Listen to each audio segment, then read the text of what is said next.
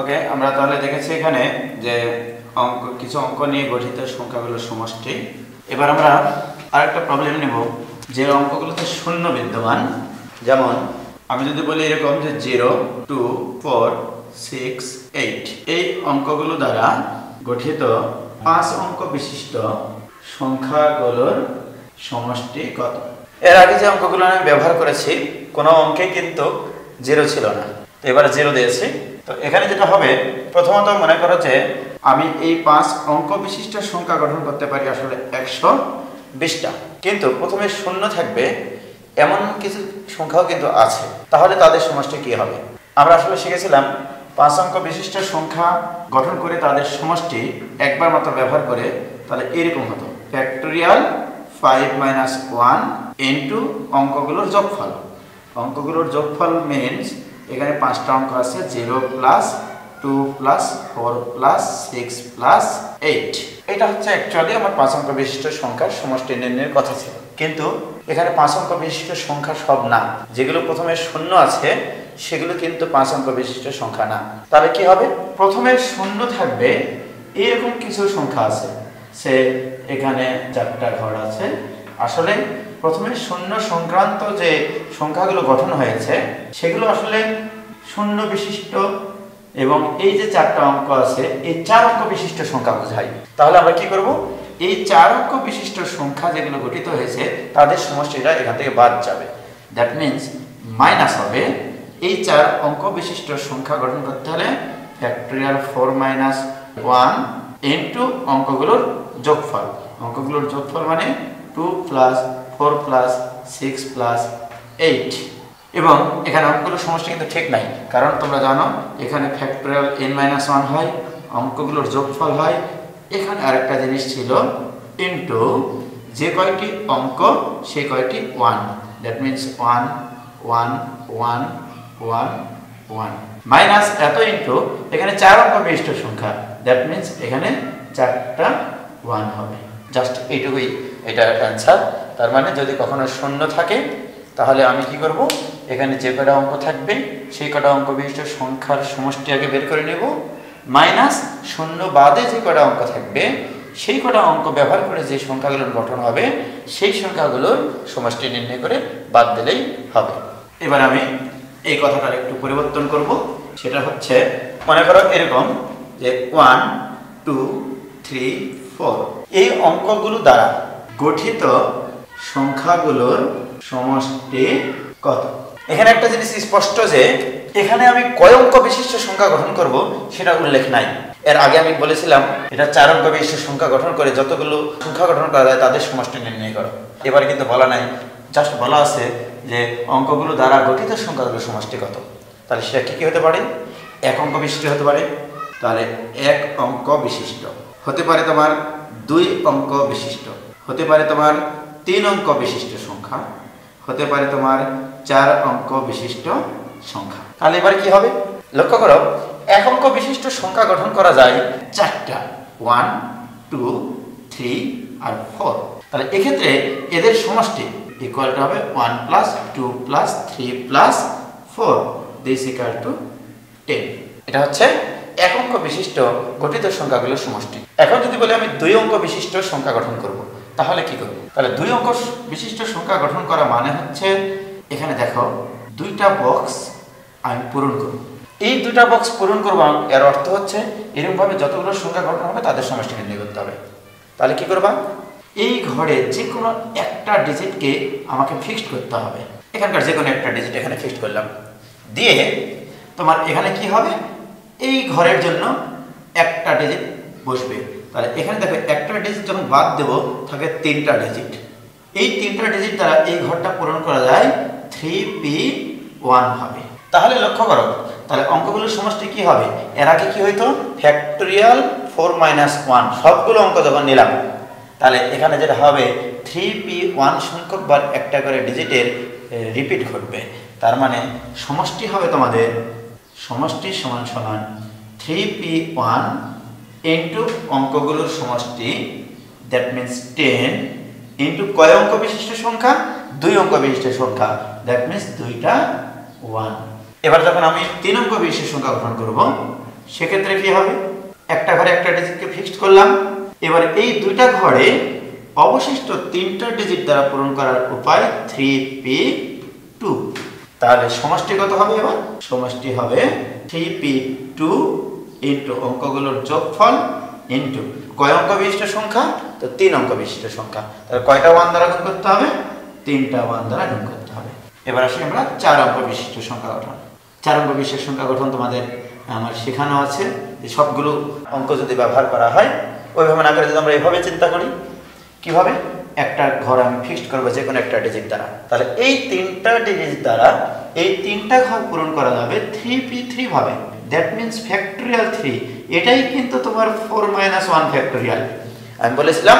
তাহলে প্রত্যেকটা স্থানে প্রত্যেকটা অঙ্কের এই 4 - 1 এর ফ্যাক্টোরিয়াল সংখ্যক বার পুনরাবৃত্তি করবে। তাহলে সমষ্টি হবে তোমার 3p3 ইন্টু অঙ্কগুলোর যোগফল ইন্টু 4 অঙ্ক বিশিষ্ট সংখ্যা, যেহেতু 4টা 1 দ্বারা গুণ করতে হবে। তাহলে দেখো 1 অঙ্ক বিশিষ্ট সংখ্যা আসলে আমার এইটা, 2 অঙ্ক বিশিষ্ট সংখ্যার সমষ্টি এইটা, 3 অঙ্ক বিশিষ্ট সংখ্যার সমষ্টি এইটা, 4 অঙ্ক বিশিষ্ট সংখ্যার সমষ্টি এইটা। তাহলে মোট যতগুলো সংখ্যা গঠিত হবে তাদের সমষ্টি।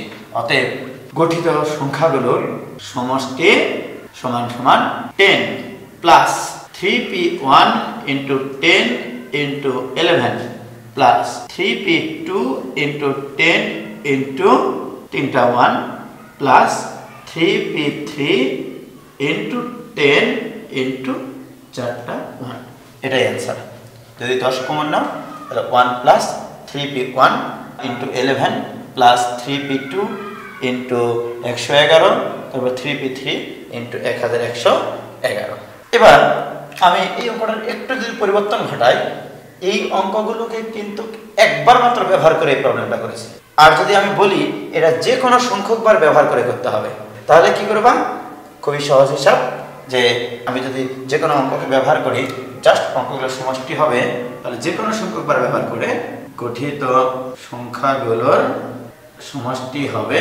দেখো কি হবে, আমি এখান থেকে আগে 10 কমন নেব, কারণ 1 অঙ্ক বিশিষ্ট এটা, 2 অঙ্ক বিশিষ্ট সংখ্যা গঠন করতে গেলেও তাদের সমষ্টি 10 হবে অঙ্কগুলোর। কিন্তু আমাকে জাস্ট বের করতে হবে একটা অঙ্কের কয়বার করে রিপিট হয়েছে। চিন্তা করে দেখো, আমি যখন এখানে একটা ডিজিট একবার মাত্র ব্যবহার করে করার ক্ষেত্রে করেছিলাম, তখন একটাকে ফিক্সড করে 3টা থেকে একটা ঘরে পূরণ করেছিলাম।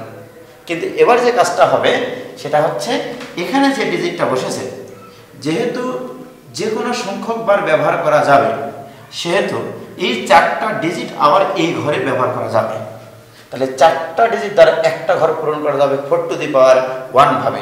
দ্যাট মিনস অ্যান্সার আসবে এইরকম, 10 into 1 plus 4 two the power 1 into 11 plus 4 two the power 2 into 111 plus 4 two the power 3 into 1111। Answer হবে এইটা। এবার আমরা একটা খুব সুন্দর একটা প্রবলেম বলবো, যে গড় নির্ণয় সংক্রান্ত একটা প্রবলেম করব। সেটা হচ্ছে, মনে করো এরকম একটা প্রবলেম দিলাম যে 5 বার ব্যবহার করে, 4 বার ব্যবহার করে যতগুলো সংখ্যা গ্রহণ করা যায় 9 অঙ্ক বিশিষ্ট, সেই সংখ্যাগুলোর গড় কত হবে। তাহলে আমি কি করতে বলেছি, আমি অঙ্কটা লিখছি 5 বার এবং 4 বার ব্যবহার করে যতগুলো সংখ্যা গঠন করা যায় 9 অঙ্ক বিশিষ্ট, যতগুলো সংখ্যা গঠন করা যায় তাদের গড় নির্ণয় করতে হবে। এখন আসা যাক, তাহলে আমি 5 ব্যবহার করব 5 বার, 4 ব্যবহার করব 4 বার। তাই টোটাল ডিজিট আমাদের কাছে কি কি দেখো, 9 অঙ্ক বিশিষ্ট সংখ্যা গঠন করতে হবে। দ্যাট মিনস এখানে টোটাল কিন্তু 9টা ডিজিটই আছে। তাহলে আমি যদি বলি 9 অঙ্ক বিশিষ্ট সংখ্যা গঠনের উপায়, 9 অঙ্ক বিশিষ্ট সংখ্যা গঠনের উপায় সমান সমান ফ্যাক্টরিয়াল 9 ডিভাইডেড বাই 5 আছে 5টা ফ্যাক্টরিয়াল 5, 4 আছে 4টা ফ্যাক্টরিয়াল 4। তাহলে এটা ক্যালকুলেটর লাগবে। মোস্ট প্রবাবলি এটা আসবে তোমার 9c4, দ্যাট মিনস 126টি সংখ্যা গঠন করা যাবে টোটাল। এই যে 126টা সংখ্যা গঠন করা হলো, এই 126টা সংখ্যা গঠন করে তাদের সমষ্টি নির্ণয় করে গড় মান বের করতে হবে। তাহলে এটা কিভাবে করব, তাহলে আমি এবার তোমাকে একটা কাজ বলি যে 9 অঙ্ক বিশিষ্ট সংখ্যা গঠন 6, 7, 8, 9। আমার প্রশ্ন হচ্ছে আমি দুইটা কেস তৈরি করব। সেটা হচ্ছে মনে করো এই ঘরে আমি 5কে স্থির রাখলাম, 5 স্থির। 5 স্থির রেখে যদি আমি বলি তাহলে একটা 5 এখানে স্থির হয়ে গেল, থাকে 8টা ডিজিট। এই 8টা ডিজিট দ্বারা এই 8টা ঘর পূরণ করার উপায় factorial 8 divided by factorial 4 factorial 4। তাহলে এতগুলো সংখ্যক সংখ্যা পাওয়া যাবে যেখানে যে কোনো স্থানে 5-এর রিপিট হবে এতবার। তাহলে এতগুলো সংখ্যায় 5-এর রিপিট একটা করে যে কোনো স্থানে, ধরে নাও এককের স্থানে, দশকের স্থানে, শতকের স্থানে, যেভাবেই হোক না কেন প্রত্যেকটা স্থানে এই 5-এর রিপিট হবে এতবার। তার মানে দিস ইকুয়াল টু আসবে মোস্ট প্রবাবলি এটা হচ্ছে 8C4। 8C4 মানে 8 × 7 × 6 × 5 ডিভাইডেড বাই ফ্যাক্টোরিয়াল 4। ফ্যাক্টোরিয়াল 4 মানে 4 × 3 × 2 × 1। ক্যালকুলেটর নাই যেহেতু ওই জন্য কাজ করছি। 6 6 কাটা গেল, 4 দুগুণ 8, তাহলে 5 7 35, 35 দুগুণ 70। তাহলে 70টা সংখ্যা আছে যে সংখ্যাটাতে 5-এর রিপিট প্রত্যেকটা স্থানে 70 বার। তাহলে কতবার রিপিট হচ্ছে? 70 বার রিপিট হচ্ছে 5-এর রিপিট। আমি যদি বলি এবার 4কে স্থির রাখবো, সে এই 9টা ডিজিটের মধ্যে যে কোনো একটা ঘরে 4 স্থির রাখলাম, সেক্ষেত্রে কি হবে? 4 যখন স্থির হবে, যে কোনো একটা 4 যখন স্থির হবে, বাদ বাকি 8টা ডিজিট থাকবে। এই 8টা ডিজিটকে সাজানোর উপায় ফ্যাক্টোরিয়াল 8 ডিভাইডেড বাই, এবার 5 আছে কিন্তু 5টা, ফ্যাক্টোরিয়াল 5, 4 আছে কিন্তু এবার 3টা, ফ্যাক্টোরিয়াল 3। দিস ইকুয়াল টু আসলে 8C3, that means 8 × 7 × 6 divided by factorial 3 মানে 3 × 2 × 1, দ্যাট মিনস এটা কাটলো 27 56। লক্ষ্য করে দেখো 70 আর এই 56-এর যোগফল কিন্তু 126। এবার একটা জিনিস আমরা লক্ষ্য করলাম, তাহলে আমার 126টা যে সংখ্যাটা আসবে সেই প্রত্যেকটা সংখ্যার ক্ষেত্রে যে কোনো স্থানে 5-এর রিপিট ঘটবে 70 বার, আর 4-এর রিপিট ঘটবে কতবার? আমার ঘটবে হচ্ছে 56 বার। তাহলে আমার অঙ্কগুলোর সমষ্টি কত?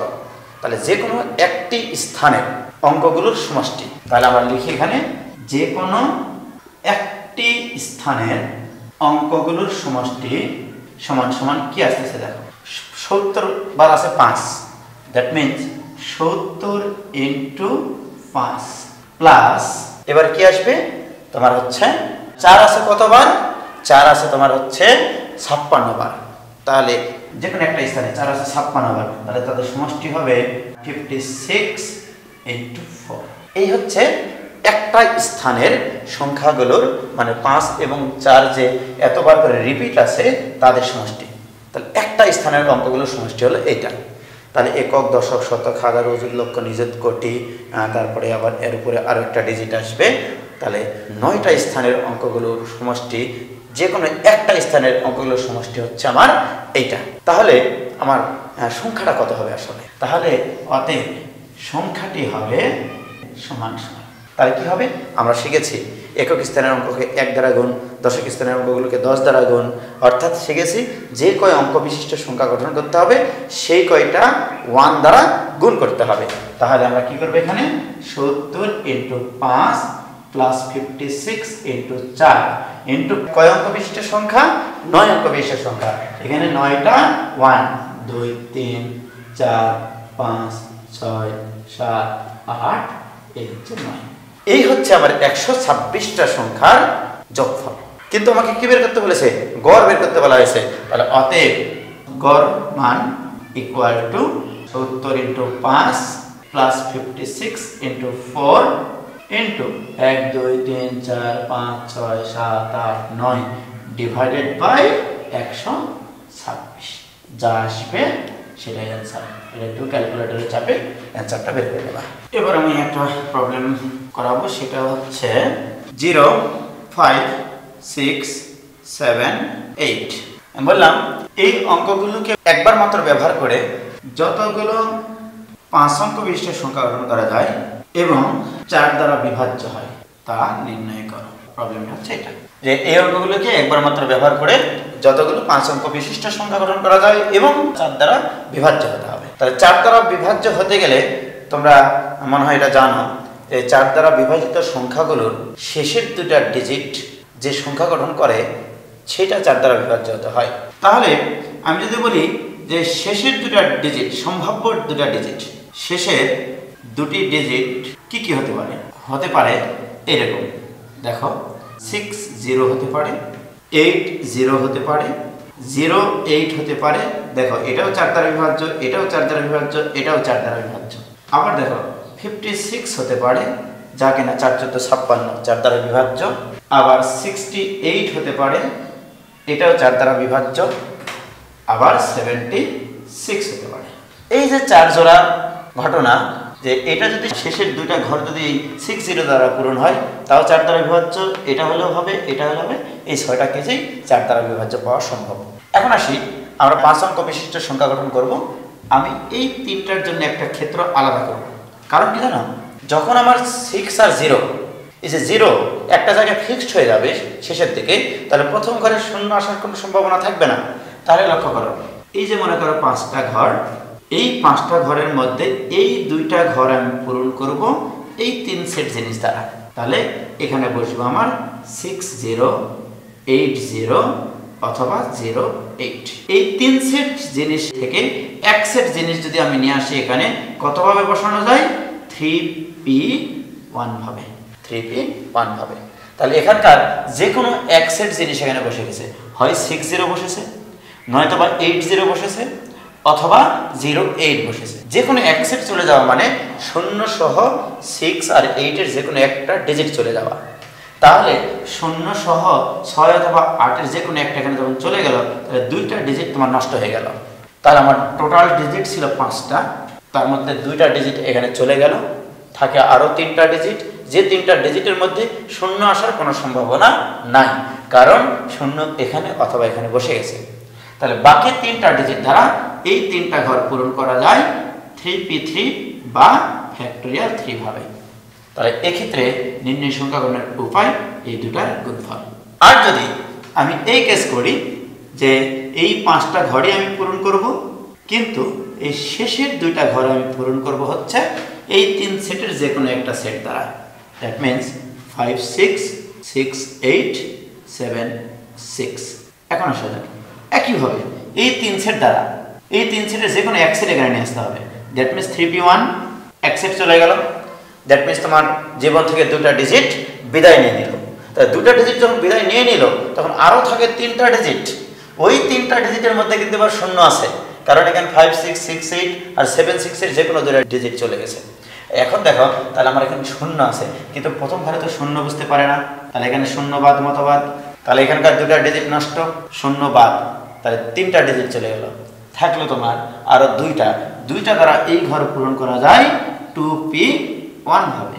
তাহলে কি হলো দেখো, আমার এখানকার 2টা ঘর পূরণ, এখানকার একটা ঘর পূরণ হয়ে গেছে, তাহলে টোটাল 3টা ঘর পূরণ হয়ে গেল। তাহলে 3টা ঘর পূরণের পর আর ঘর বাকি থাকলো 2টা, আর আমার 3টা ডিজিটও নষ্ট হয়ে গেছে ইতিমধ্যে। তাহলে 5টার মধ্যে 3টা ডিজিট নষ্ট হয়ে গেলে থাকে 2টা ডিজিট। এই 2টা ডিজিট দ্বারা এই 2টা ঘর পূরণ করা যায় 2p2 বা ফ্যাক্টরিয়াল 2 ভাবে। তাহলে এক্ষেত্রে অ্যান্সার হবে এইটা ইন্টু এইটা ইন্টু এইটা। অতএব নির্ণয় সংখ্যা গঠনের উপায় সমান সমান 3p1 ইন্টু ফ্যাক্টরিয়াল 3, এটা প্রথম ক্ষেত্র, প্লাস পরের ক্ষেত্র হচ্ছে 3p1 into 2p1 into factorial 2, এটা হচ্ছে অ্যান্সার। তাহলে আমাদের সংখ্যা গঠন মোটামুটি শেষ হয়ে গেল। এইবার আমরা নতুন একটা টপিক্সে প্রবেশ করব। আর একটা টপিক্স আলোচনা করেই আমি বিন্যাস চ্যাপ্টার এখানে শেষ করব, সেটা হচ্ছে চক্রবিন্যাস। চক্রবিন্যাস আসলে কি? গোলাকারে সাজাতে হবে। মনে করো আমি এখানে তোমাকে বললাম যে A B C D E F আর জি, এই 7জন ব্যক্তি গোলাকারে সজ্জিত হবে। আবুল বাবুল কাবুল ডাবুল ইবুল ফিবুল জিবুল, মনে করো এই 7জন ব্যক্তি গোলাকারে এদেরকে সাজাতে হবে। তো তুমি কি করলা? মনে করো এরকম একটা চিন্তা করলা যে এদেরকে আমি ছোট্ট করে এক পাক ঘুরে দেবো। ঘুরে দেবো মানে এরকম ভাবে লিখবো যে এর জায়গায় সি কে নিয়ে আসবো, বি এর জায়গায় এ কে নিয়ে আসবো, আবার সি এর জায়গায় বি কে নিয়ে আসবো, এখানে সি নিয়ে আসবো, এখানে ডি, এখানে ই, এখানে এফ। তাহলে দেখো আমি একবার শুধু ঘুরিয়ে দিয়েছি 7 জনকে, কিন্তু নতুন কি কোনো বিন্যাস তৈরি হয়েছে কিনা সেটাকে তুমি চিন্তা করো। দেখো আবুল বাবুল কাবুল ডাবুল ইবুল ফিবুল জিবুল, এখানেও কিন্তু আবুল বাবুল কাবুল ডাবুল ইবুল ফিবুল জিবুল, এদের নিজেদের সাপেক্ষে কিন্তু নতুন কোনো বিন্যাস হয়নি। কারণ দেখো এই আবুল চিন্তা করবে আমার এই পাশে তো জিবুল ছিল, এই পাশে তো বাবুল ছিল, এখনো কিন্তু তাই। এই আবুলের এই পাশে এই জিবুলি আছে, আবুলের এই পাশে কিন্তু বাবুলি আছে। সে কি করবে, মনে করবে নতুন কোনো বিন্যাস তৈরি হয়নি। তাহলে কি হলো, এখানে যতবার এরকমভাবে পাক খাওয়া না কেন নতুন কোনো বিন্যাস তৈরি হবে না। তাহলে কি করতে হবে, তাহলে তোমাকে যদি আমি একটা কাজ করতে বলি, এবার তুমি একটা কাজ করো, এ কে নড়াতে পারবে না, এ ফিক্সড, এখানে এর জায়গা এখানে ফিক্সড। এবার আসো G B C D E F, এগুলোকে এবারে ঘোরাও। যদি এফ কে তুমি এখানে নিয়ে আসো, এবার বি কে এখানে নিয়ে গেলা, সি ডি ই এফ। এইবারে দেখো নতুন কিন্তু একটা বিন্যাস তৈরি হয়ে গেছে। এই আবুলের এই পাশে কিন্তু বাবুল ছিল, আবুলের এই পাশে এবার কে জিবুল, আবুলের এই পাশে কিন্তু এবার ফিবুল। এই যে দেখো আবুলের এই পাশে কিন্তু জিবুল ছিল, এখন কে আছে, ফিবুল।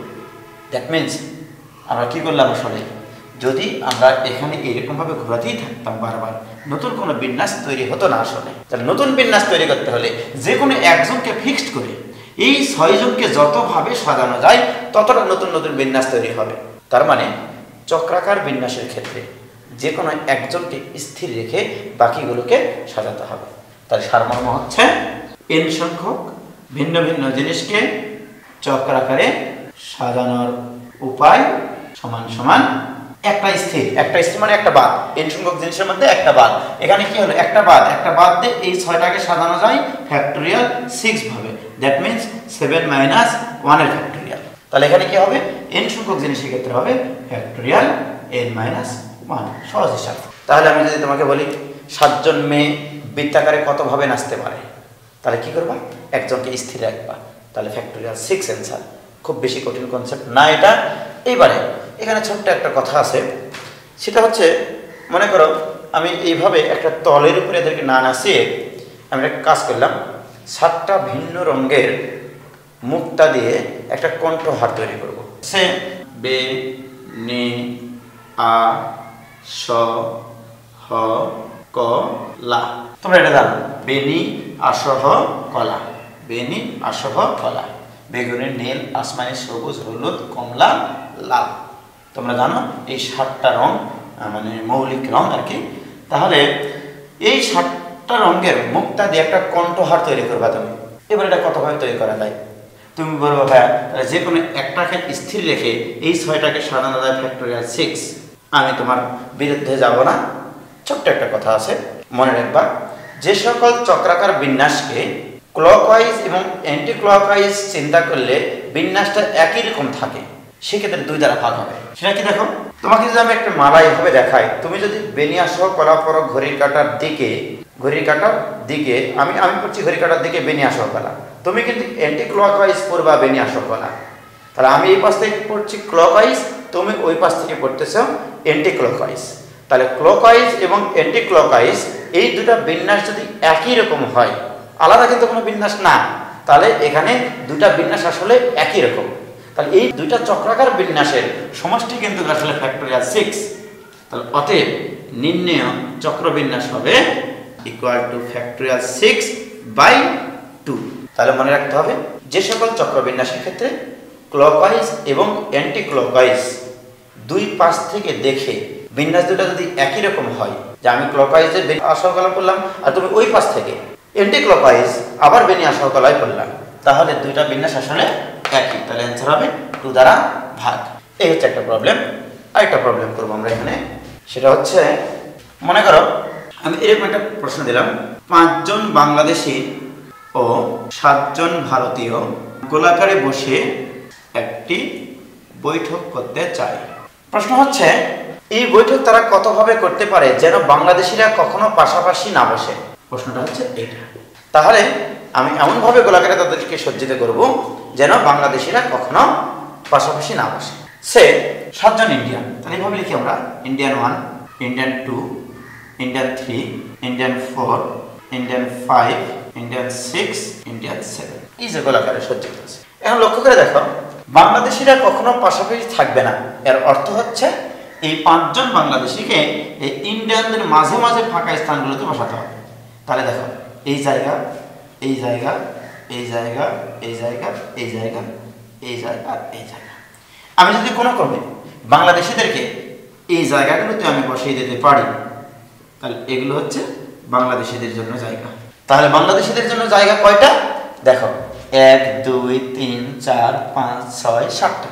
তাহলে গোলাকার অবস্থায় 7 জনের মধ্যে মোট ফাঁকা স্থান হবে 7টা। তাহলে এই 7টা জায়গায় 5 জন বাংলাদেশি বসবে 7p5 ভাবে। তাহলে বাংলাদেশিদেরকে বসানো হয়ে গেল। এইবার ইন্ডিয়ান 7 জন কি করবে, নিজেদের মধ্যে বিন্যস্ত হবে, কিন্তু এটা কিন্তু চক্রবিন্যাস। দেখো, নিজেদের মধ্যে যখন গোলাকারে সজ্জিত হবে, এটা কিন্তু চক্রবিন্যাস। তাহলে 7 জন ইন্ডিয়ান নিজেদের মধ্যে বিন্যস্ত হবে ফ্যাক্টোরিয়াল 7 - 1 ভাবে। এটাই হচ্ছে খুবই সহজ কনসেপ্ট। বাংলাদেশিরা পাশাপাশি থাকবে না, এর অর্থ হচ্ছে বাংলাদেশিদেরকে ইন্ডিয়ানদের মাঝে মাঝে বসাতে হবে। এখানে আমার ছোট্ট একটা প্রশ্ন আছে, সেটা হচ্ছে চক্রবিন্যাস মানেই যে চক্রবিন্যাস তা না।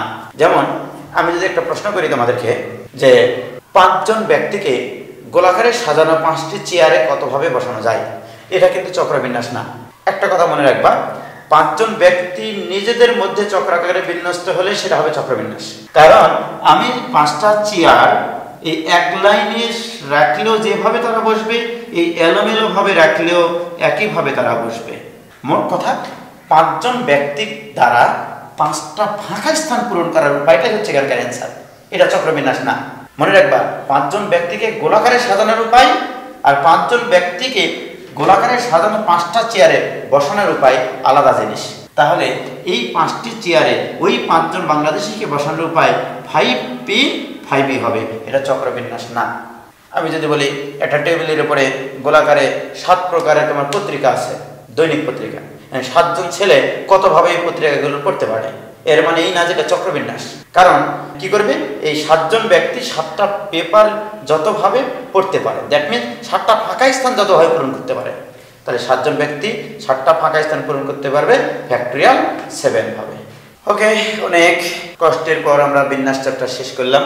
কষ্ট না তোমাদের জন্য ক্ষুদ্র প্রয়াস আর কি। তো আমরা এবারে শুরু করব সমাবেশ। সমাবেশ মানে হচ্ছে গ্রুপিং করা, দল গঠন করা, কমিটি গঠন করা বা বাছাই করা, এরকম। তো আমি তোমাদেরকে এই জিনিসটা এইভাবে বোঝাতে চাই।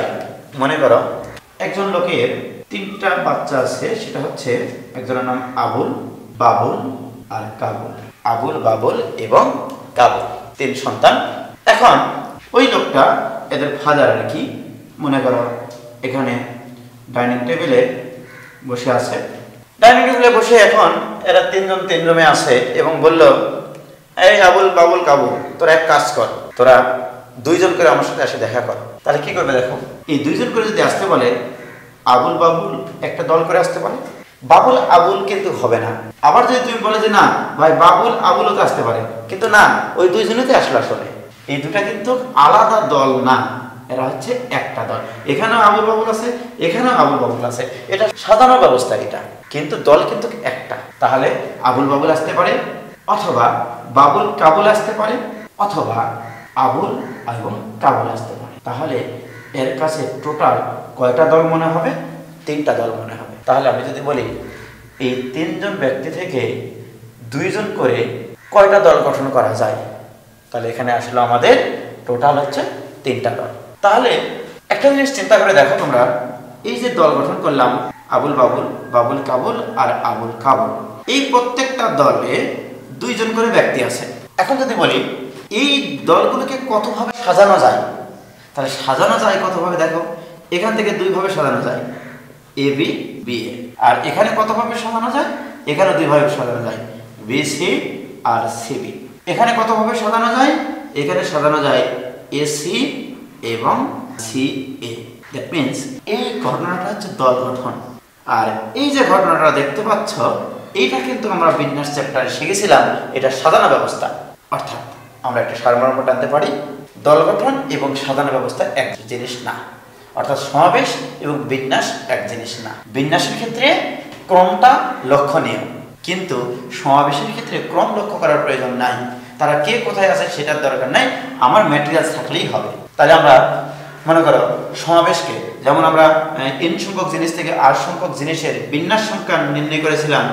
বিন্যাস সংখ্যা আমরা দেখেছিলাম দিস ইকুয়াল টু npr, আসলে যে n সংখ্যক জিনিস থেকে r সংখ্যক জিনিস নিয়ে বিন্যাস সংখ্যা এটা। কিন্তু আমি যদি এই জিনিসটাই সমাবেশের মাধ্যমে প্রকাশ করতে চাই, সে এটা দিয়ে আমরা বলি যে এই আবুল বাবুল কাবুল থেকে দুইজন করে নিয়ে মোট কতগুলো সাজানো ব্যবস্থা বের করা যায়, অর্থাৎ বিন্যাস বের করবো আমরা। তো আমি তোমাদেরকে বললাম যে আগের মতো আর পি এর কথা তুমি চিন্তা বাদ দিয়ে দাও। বাদ দিয়ে দেওয়ার পরে এবার তুমি এভাবে চিন্তা করো যে এই তিনজন থেকে দুইজনকে আগে বাছাই করবো, তারপর ওদেরকে সাজাবো, তাহলে মোট সাজানো ব্যবস্থা পেয়ে যাবো আমি। তাহলে দেখো এই তিনটা বর্ণ থেকে যে কোনো দুইটা বর্ণ বাছাই করার উপায় হবে 3C2। সি মানে হচ্ছে কম্বিনেশন, মানে বাছাই করা আর কি। তাহলে তিনটা জিনিস থেকে এই দুইটা জিনিস বাছাই করলাম। এটা কিন্তু দল গঠন হলো, বাছাই সংখ্যা হলো, সমাবেশ হলো, গ্রুপ হলো। কিন্তু আমি কি করতে পারি, একটা গ্রুপকে এবার সাজাতে পারি। কতভাবে সাজাতে পারি দেখো, প্রত্যেকটা গ্রুপে কয়টা করে জিনিস, দুইটা করে জিনিস।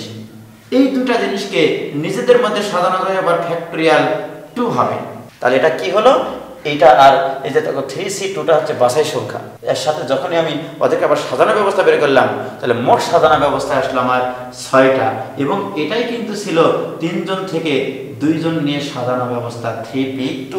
তাহলে দেখো সি এবং পি এর মধ্যে সম্পর্কটা কিন্তু একবারে মামা ভাগ না। কিরকম, যে কম্বিনেশনকে ফ্যাক্টরিয়াল আর দ্বারা গুণ করলে বিন্যাস পাওয়া যায়। অর্থাৎ আমি যদি বলি সমাবেশ এবং বিন্যাসের মধ্যে সম্পর্কটা কি হবে, সমাবেশ ইনটু ফ্যাক্টরিয়াল আর ইকুয়াল টু বিন্যাস, এটা পাওয়া যায়। সমাবেশকে ফ্যাক্টরিয়াল আর দ্বারা গুণ করলে বিন্যাস পাওয়া যায়। তাহলে বিন্যাসের যত অঙ্ক করেছো সব অঙ্কই কিন্তু আমি সমাবেশের নেমে করতে পারি, যে আগে বাছাই করে নেব তারপর ওদেরকে সাজাবো, একইভাবে হবে। তো যাই হোক, তাহলে এই আর নির্দেশ করে প্রতি সমাবেশে, মানে একটি সমাবেশে বা একটি দলে কয়েকটি ভিন্ন ভিন্ন জিনিস আছে, অর্থাৎ তুমি কয়টি জিনিস বাছাই করছো সেটা। তাহলে আমি কি বলতে পারি না যে n সংখ্যক জিনিস থেকে r সংখ্যক জিনিসের বাছাই সংখ্যা, এর মানে হচ্ছে n সংখ্যক জিনিস হতে প্রতিবারে r সংখ্যক জিনিস নিয়ে একটি দল গঠন করা। তাহলে ওই দলের মধ্যে কতজন করে আছে, r সংখ্যক, তাহলে ফ্যাক্টরিয়াল r ইকুয়াল টু বিন্যাস মানে হচ্ছে npr। এই হচ্ছে সমাবেশ এবং বিন্যাসের মধ্যে সম্পর্ক। তাহলে আমি যদি বলি যে NCR this into factorial r equal to npr এর সূত্র তোমরা জানো, factorial n divided by factorial n minus r। তাহলে অতএব NCR equal to factorial n divided by factorial r into factorial n minus r। এই হচ্ছে NCR এর ঘটনা। তাহলে NCR আর NPR এর মধ্যে আমরা সম্পর্ক পেয়ে গেলাম, এবং NCR equal to factorial n divided by factorial r into factorial n minus r। এবং NCR এর পুরো অর্থ হচ্ছে n সংখ্যক জিনিস হতে প্রতিবারে r সংখ্যক জিনিসের একটি দল গঠন করা। এখানে একটু ভুল বলেছি, সেই ভুলটা তোমাদেরকে আমি ক্লিয়ার করাবো। মানে এই ভুল থেকে তোমাদের কিছু ভুলের মতো জীবনগুলোকে আমি করে দেওয়ার চেষ্টা করব।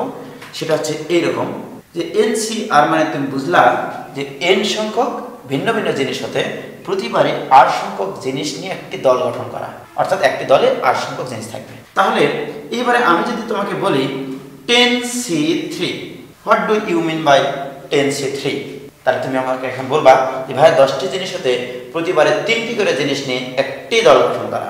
আমি এখানে ভ্যাটু দিব, একটি দল না, তুমি 2টি দল গঠন করেছো। লক্ষ্য করো, আমি যদি এখানে 10টা জিনিস নিই A B C D E F G H I J, 1 2 3 4 5 6 7 8 9 10, এই 10টা জিনিস।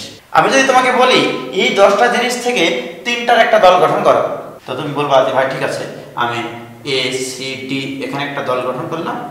আমি বলবো যে আর বর্ণগুলো কই, বল ভাই আর পাশে রেখে দেন। ঠিক আছে, রেখে দিচ্ছি।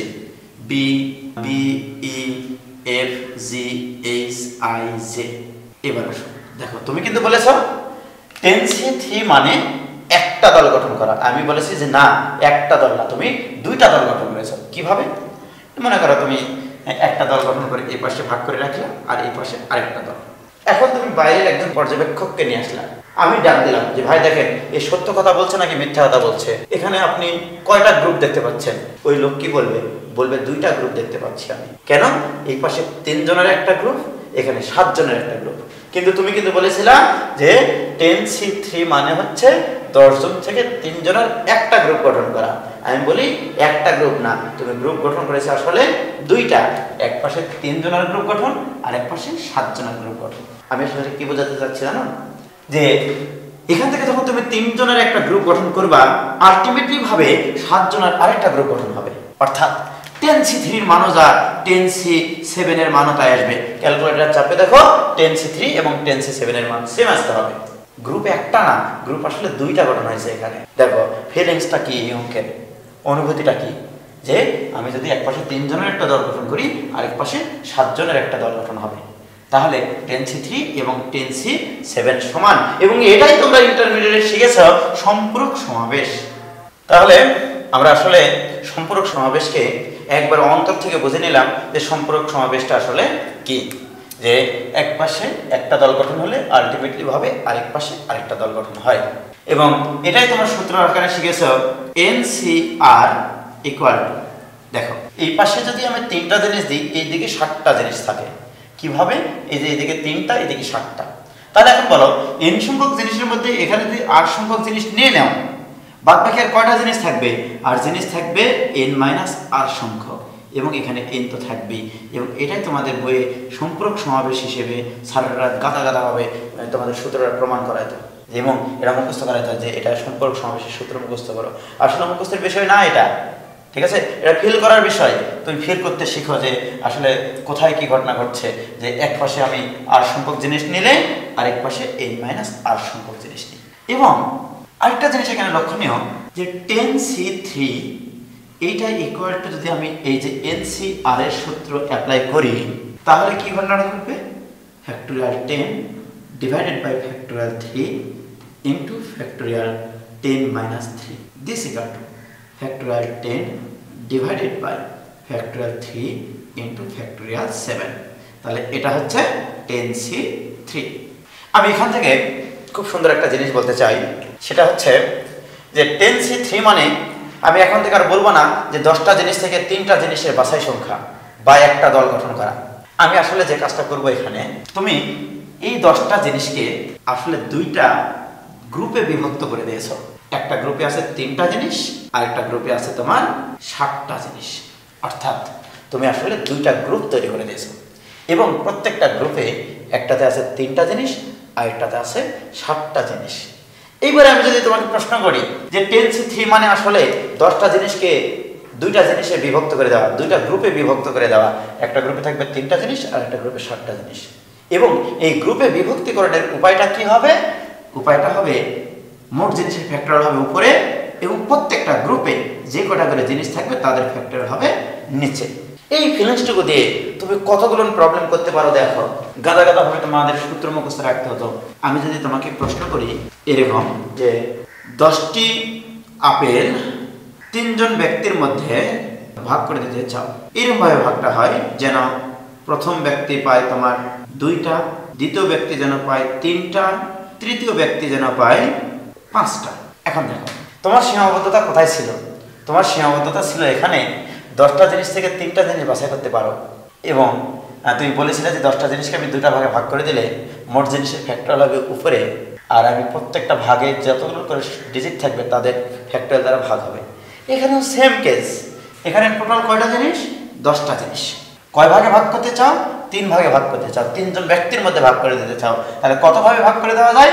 ফ্যাক্টরিয়াল 10 ডিভাইডেড বাই প্রথম জন কয়টা পাইছে? 2টা, এই জন্য ফ্যাক্টরিয়াল 2, তারপরে ফ্যাক্টরিয়াল 3, ফ্যাক্টরিয়াল 5, এটাই অ্যান্সার। অথচ এই অঙ্কগুলোর জন্য তোমাদের কতগুলো সূত্র মুখস্থ করতে হতো জানো? তোমাদেরকে এই যে এই ধরনের সূত্রগুলো মুখস্থ করানো হতো। m+n+p সংখ্যক জিনিস হতে 3টা গ্রুপে বিভক্ত করে দিতে হবে জিনিসগুলোকে। একটা গ্রুপে থাকবে m সংখ্যক জিনিস, একটা গ্রুপে থাকবে n সংখ্যক জিনিস, আরেকজনের কাছে থাকবে p সংখ্যক জিনিস। কতভাবে ভাগ করে দেওয়া যায়? অ্যান্সার কি করতে জানো? অ্যান্সার করতে তোমরা এটাই যে m+n+p এর ফ্যাক্টরিয়াল মানে মোট জিনিসের ফ্যাক্টরিয়াল ডিভাইডেড বাই প্রত্যেকটা গ্রুপে যে কটা করে আছে তাদের ফ্যাক্টরিয়াল, অর্থাৎ m এর ফ্যাক্টরিয়াল ইন্টু এন এর ফ্যাক্টোরিয়াল ইন্টু পি এর ফ্যাক্টোরিয়াল। কিন্তু আমি এটা পক্ষপাতী না, কারণ তুমি যেখানে ফিলিংসে অনুভূতি দিয়ে অঙ্ক বুঝতে পারো সেখানে তোমার মুখস্থ বিদ্যার তো দরকার নাই। আসলে মুখস্থ বিদ্যা এটাও ভুল। আমাদের উদ্ভাসে কিন্তু বলা আছে যে মুখস্থ বিদ্যা প্রতিভাকে ধ্বংস করে। আসলে ধ্বংস করে না, উন্নতই করে। মানে আমি এর মানে এই না যে উদ্ভাসকে কিন্তু গালি দিচ্ছি না, কারণ হচ্ছে আমাদের মাথায় যা কিছু চিন্তা আসে সবই মুখস্থ চিন্তা। মাথায় যা কিছু স্টোরেজ আছে সবই মুখস্থ। এই স্টোরেজের জিনিসগুলোকে তুমি কত ভালোভাবে উপস্থাপন করতে পারো, কত ভালোভাবে ফিল করতে পারো, কত ভালোভাবে এর অ্যাপ্লিকেশন জানো, এটাই হচ্ছে মেন ব্যাপার। তাহলে আমাদের মাথায় যা কিছু আছে, এ প্লাস বি হোল স্কয়ারের সূত্র আমাদের মাথায় নাই? হ্যাঁ আছে। এটা কি? এটা আসলে মুখস্থ জিনিসই আছে আমাদের মাথায়। তাহলে মুখস্থ বিদ্যা প্রতিভাকে ধ্বংস করে, সেটা কোন মুখস্থ বিদ্যা? না বুঝে মুখস্থ বিদ্যা। আমাদের উদ্ভাসের স্ক্রলে কিন্তু লেখা ছিল না বুঝে মুখস্থ করার অভ্যাস প্রতিভাকে ধ্বংস করে। তুমি মুখস্থ করো কিন্তু বুঝে মুখস্থ করো। মাথায় যেগুলো রাখবা সেটা বুঝে রাখো, না বুঝে রাখিও না, ওটা উড়ে চলে যাবে। তাহলে এখন দেখো, তাহলে এই 10টা জিনিসকে 3টা ভাগে ভাগ করে দিলাম। Factorial 10 divided by factorial 2, factorial 3, factorial 5। এবং এটা এত মজার একটা বিষয়, তোমরা চিন্তা করতে পারবে না যে বাস্তব জীবনে বা ম্যাথমেটিক্সের বিভিন্ন শাখায় এই বিভক্তিকরণটা কত কাজে লাগে। যেমন তোমরা এ প্লাস বি হোল স্কয়ারের সূত্র জানো। আমি ছোট ছেলেপেলেদেরকে যখন এই এ প্লাস বি হোল স্কয়ারের সূত্র আমি শিখাই তখন এইভাবে শিখাই। দেখো, এ প্লাস বি হোল স্কয়ার প্রথমত শিখাই আমি এরকম ভাবে যে প্রথমত এ স্কয়ার দিয়ে শুরু হবে, সূত্রটা এ স্কয়ার দিয়ে শুরু হবে, তারপরে এর পাওয়ার একটা কমবে, বি এর পাওয়ার একটা বাড়বে। দেখো এখানে এ এর পাওয়ার 2, বি এর পাওয়ার কিন্তু 0, বি এর পাওয়ার এখানে 0। এবারে এ এর পাওয়ার এখানে একটা কমালাম, বি এর পাওয়ার একটা বাড়ালাম, অর্থাৎ কমিয়ে দিলে 1, বি এর 0% একটা বাড়া দিলে 1। আবার পরবর্তী পদে আবার এর পাওয়ার একটা কমিয়ে দাও, এর পাওয়ার যদি আমি কমিয়ে দিই তাহলে এখানে হবে a to the power 0, B এর পাওয়ার যদি একটা বাড়িয়ে দিই তাহলে হবে বি স্কয়ার। আমি তো বাড়িয়ে দিয়েছি, কমিয়ে দিয়েছি। তাহলে এই স্কয়ার দিয়ে শুরু করে এর পাওয়ার কমবে, বি এর পাওয়ার বাড়বে, এর পাওয়ার কমবে, বি এর পাওয়ার বাড়বে। এবার আসো আমি যে কাজটা করবো যে তাহলে এদের সহগগুলন কি হবে। আমি কিন্তু পদগুলো সব লিখতে পারছি, সহগগুলন কি হবে। তুমি কি একটা জিনিস ফিল করতে পারছো এখানে যে এই যে দেখো এ এবং বি এর পাওয়ারের যোগফল হচ্ছে এই 2 এর সমান, এখানে এ এর পাওয়ার 1, বি এর পাওয়ার 1। এর মানে কি জানো, এই 2 পাওয়ারটা এ প্লাস বি হোল স্কয়ারের ক্ষেত্রে এই 2 পাওয়ারটা এ এবং বি এর মধ্যে ভাগ হয়ে গেছে। এই 2 কে আসলে ভাগ করে দেওয়া হয়েছে এ এবং বি এর মাঝে। একটু আগে আমরা শিখেছি এই দুটা জিনিসকে আমি যদি এ এবং বি এর পাওয়ারে ভাগ করে দিই তাহলে দেখো এখানে ভাগ করে দেওয়া হয়েছে তোমার এইভাবে, 2 কে ভাগ করা হয়েছে, এ এর পাওয়ার দেওয়া হয়েছে 2 আর 0, এখানে 2 কে ভাগ করে দেওয়া হয়েছে এইভাবে, এ এর পাওয়ার 1, বি এর পাওয়ার 1, এখানে কিন্তু 2 কে ভাগ করে দেওয়া হয়েছে এইভাবে 0 আর 2। তাহলে বলো এই 2 কে এই দুটো ভাগে ভাগ করার উপায় কি হতে পারে?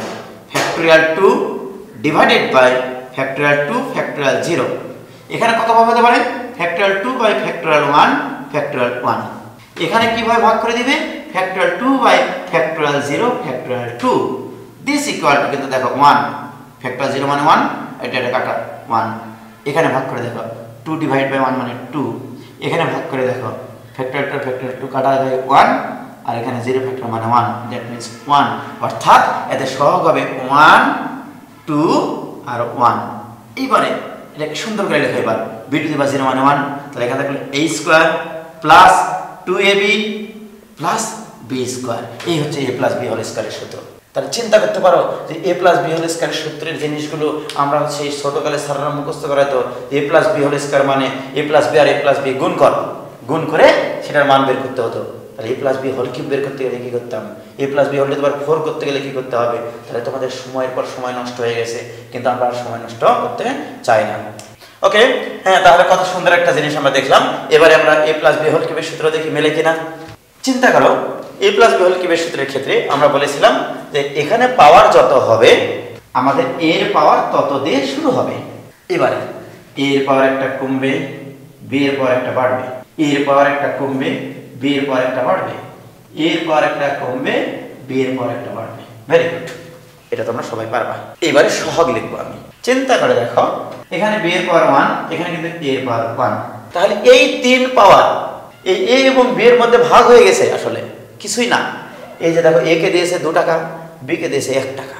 তাহলে এটা কত ভাবে দেওয়া যায় এটা আমরা শিখেছি। মোট জিনিসের ফ্যাক্টরিয়াল উপরে ডিভাইডেড বাই এই দুটা জিনিসের ফ্যাক্টরিয়াল নিচে ফ্যাক্টরিয়াল 2 ফ্যাক্টরিয়াল 1। অনুরূপভাবে এখানেও তাই ফ্যাক্টরিয়াল 3 ডিভাইডেড বাই a কে দিয়েছে একটা পাওয়ার ফ্যাক্টরিয়াল 1, b কে দিয়েছে দুইটা পাওয়ার ফ্যাক্টরিয়াল 2। এবারে দেখো এটাকে যদি তুমি সাজিয়ে লেখো দিস ইকুয়াল টু হবে a cube plus 6 divide by 2 মানে 3 a স্কয়ার b প্লাস আবার 6 বাই 2 মানে 3 a b square plus b cube. কত মজার জিনিস, a প্লাস b হল কিভাবে সূত্র দাঁড়িয়ে গেল। এখন তোমরা তোমাদের ছোট ভাই বোনদেরকে গিয়ে এরকম ভাবে যদি একটা জিনিস তুমি ব্যাখ্যা দিতে পারো, তারা তো বিন্যাস সমাবেশ বুঝবে না, তখন কি করে বুঝাবা? তার বুদ্ধি আমরা পরে বলবো দ্বিপদী ধারাতে গিয়ে। এবারে আমি এইটা সংক্রান্ত তোমাদের দ্বিপদীর একটা প্রবলেম করাবো। যেমন তোমাদেরকে আমি একটা প্রশ্ন করলাম এরকম 2x plus 3y whole to the power 10, সেইটা তোমাকে বললাম যে এত এর বিস্তৃতিতে x টু দি পাওয়ার 6 এর সহগ নির্ণয় করো। চিন্তা করে দেখো, তোমরা ইন্টারমিডিয়েটে এই অঙ্ক এক পাতায় করেছিলাম, কিন্তু করাবো এক লাইনে, এবং এটা রিটেনেও করা যাবে। অসাধারণ একটা মেথড যে এত এর বিস্তৃতিতে x টু দি পাওয়ার 6 এর সহগ নির্ণয় করো। তোমরা চিন্তা করে দেখো, আমরা যখন এখানে বিস্তৃতি করেছিলাম প্রত্যেকটা পদে কিন্তু ab ছিল, প্রত্যেকটা পদেই ab ছিল। তাহলে এখানেও তাই, এখানে আমার দুইটা পদ, একটা 2x আর একটা 3y। তাহলে আমার এখানে 2x এটা একটা পদ, 3y এটা একটা পদ। এইবারে লক্ষ্য করে দেখো আমরা কি শিখেছি, এই যে ab এর উপরে দুটো পাওয়ার দেখছি, এই দুটো পাওয়ারের যোগফল কিন্তু এই টোটাল পাওয়ারের সমান। এখন আসি, আমাকে বের করতে বলেছে x টু দি পাওয়ার 6 এর সহগ, তার মানে আমার এই পদটাতে x টু দি পাওয়ার 6 লাগবে। তাহলে আমি জোর করে এখানে একটা 6 পাওয়ার দিয়ে দিলাম। ক্ষতি আছে? কোনো ক্ষতি নাই। কিন্তু তোমাকে জানতে হবে বাঁচতে হলে অঙ্ক কি, যে এখানে যখন 6 পাওয়ার দিয়ে দিলাম, আমরা জানি এই দুটো পাওয়ারের যোগফল হতে হবে 10। তাহলে এখানে 6 দেওয়া হয়েছে, এখানে আর কত দেওয়া হবে? 4 পাওয়ার দেওয়া হবে। 6 4 10। এবারে লক্ষ্য করো, তাহলে এই 10 পাওয়ার এদের দয়া দক্ষিণা করে একজনকে দিল 6 পাওয়ার, আরেকজনকে দিল 4 পাওয়ার। কিন্তু লক্ষ্য করে দেখো, আমরা এতক্ষণ থেকে যা শিখছি এই 10 জিনিস এই দুই জায়গায় বিভক্ত হয়ে গেছে। এই বিভক্ত হয়ে যাওয়ার উপায় কি? Factorial 10 divided by factorial 6 factorial 4। তাহলে আমি এটাই ক্যালকুলেট লিখতে পারি, factorial 10 factorial 6 factorial 4 into 2 to the power 6 into 3 to the power 4 into y to the power 4 into x to the power 6। তার প্রশ্নে কি চাইছিল? x টু দি পাওয়ার 6 এর সহগ। তাহলে x টু দি পাওয়ার 6 এইটা এর সহগ হিসেবে আছে এইটা, অতএব এইটাই answer. x to the power 6 এর সহগ এইটা। জাস্ট এক লাইনের প্রবলেম, অথচ এই প্রবলেমটা তুমি ইন্টারমিডিয়েটে করেছো এক পাতায়। তাহলে এটা যদি তুমি বুঝাইতে পারো, এটা যদি রিটেনে ইউজ করো, ওয়েলকাম তোমাকে। এবারে দেখো, মনে করো তোমাদের একটা প্রবলেম ছিল এরকম, বা তোমরা হয়তো বা ব্রিজ খেলা শিখেছো আর কি, কার্ড দিয়ে 52টা কার্ড থাকে এক প্যাকেট কার্ডে। তো ওই এক প্যাকেট কার্ডকে 4 জন ব্রিজ খেলোয়াড়ের মাঝে কত ভাবে ভাগ করে দেওয়া যায়। আমি এটা দুই ভাবে দেখাতে পারবো। একটা হচ্ছে মেন কনসেপ্ট, সেটা হচ্ছে কি, যে 52টা তাস 4 জন ব্যক্তির মধ্যে ভাগ করে দেব, সমানভাবে ভাগ হয়ে যাবে। তাহলে প্রত্যেক ভাগে কয়টা করে যাবে? 13টা করে যাবে। তাহলে ভাগ করে 4 জন ব্যক্তির মধ্যে, তাহলে 4 জন ব্রিজ খেলোয়াড়ের মাঝে 52টি তাস বিভক্ত করে দেওয়ার উপায় ইকুয়াল টু কত? ফ্যাক্টরিয়াল 52। প্রথম জন কত হবে? ফ্যাক্টরিয়াল 13, দ্বিতীয় জন ফ্যাক্টরিয়াল 13, তৃতীয় জন ফ্যাক্টরিয়াল 13, চতুর্থ জন ফ্যাক্টরিয়াল 13। অর্থাৎ factorial 52 divided by factorial 13 divided by 4। এটাই অ্যানসার। 4 জন ব্রিজ খেলোয়াড়ের মধ্যে 52টা তাস কত হয়ে দেওয়া যায়। আর আমি যদি এইভাবে না দিয়ে এইভাবে চিন্তা করতাম যে প্রথম জনকে 13টি তাস দেওয়ার উপায় সমান সমান 52 C13। তার প্রথম জনকে 13টা তাস দেওয়া হয়ে গেল। 13টা তাস কিন্তু কারোর কাছ থেকে ফেরত নিতে পারবা না, আর থাকে কয়টা? 39টা তাস। তাহলে এবার কি করবো আমরা? দ্বিতীয় জনকে 13টি তাস দেওয়ার উপায় সমান সমান 39 C13। দ্বিতীয় জনকেও 13টা তাস দিয়ে দিলাম। তাহলে 52টার মধ্যে 13 চলে গেল, আর থাকে 26টা তাস। এবার দেবো আমরা তৃতীয় জনকে। তাহলে তৃতীয় জনকে 13টি তাস দেওয়ার উপায় ইকুয়াল টু 26 C13। তৃতীয় জনকে 13টা তাস দিয়ে দিলাম, এবার থাকে আর 13টা তাস। এবার তাহলে আমরা কি করব? চতুর্থ জনকে 13টি তাস দেওয়ার উপায় সমান সমান 13 C13। বাস, অঙ্ক কমপ্লিট। তাহলে অতএব এই 4টার গুণফল হচ্ছে আমার বিভক্ত করার উপায়।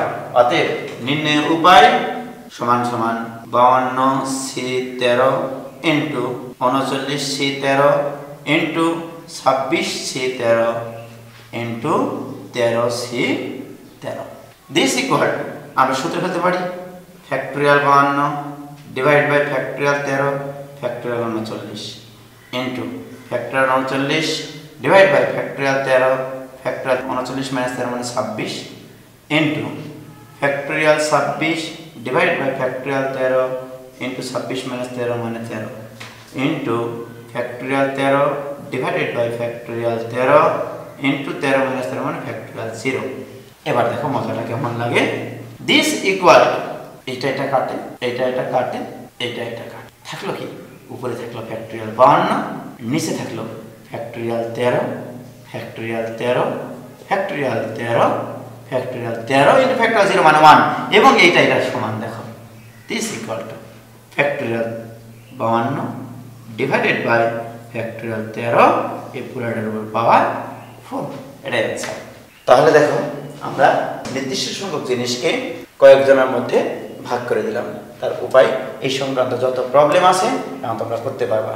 ইভেন তোমরা হয়তো বা জানো কিনা দ্বিপদীর ম্যাক্সিমাম অঙ্ক যেগুলো সহগ নির্ণয় সংক্রান্ত যত প্রবলেম আছে সব অঙ্ক এই কনসেপ্টে করা যায়। আমি দ্বিপদী চ্যাপ্টারে এটা নিয়ে আলোচনা করবো ডিটেলস। আমরা সমাবেশটা শেষ করে নিই।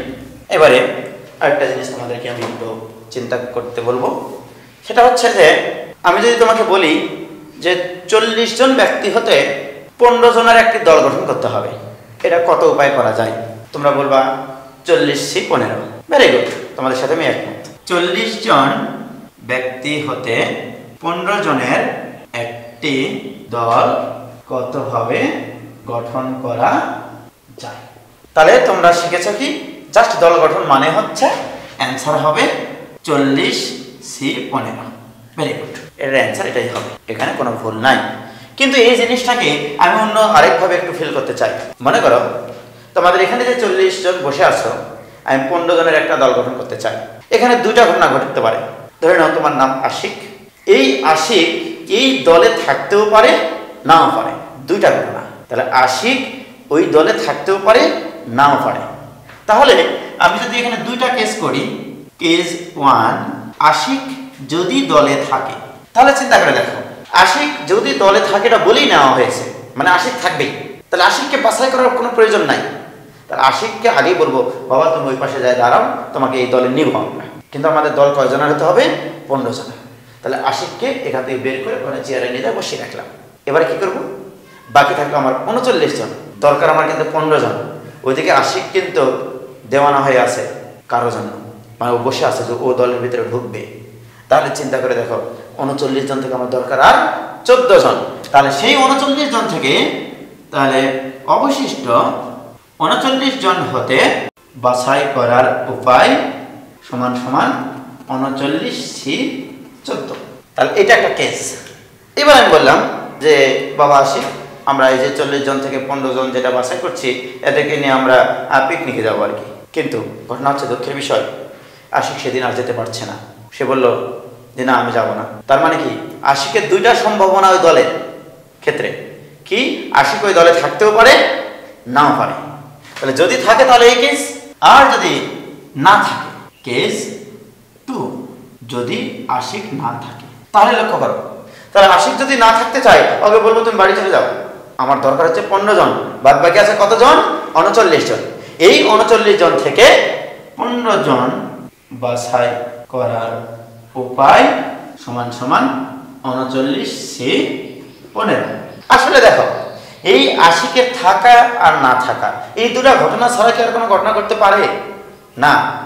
এই যে দুটা ঘটনা পৃথক পৃথক ভাবে ঘটিয়ে আমরা যে বাছাই সংখ্যাটা বের করলাম, আসলে এই দুটা বাছাই সংখ্যার যোগফলই এই মোট সমাবেশের সমান।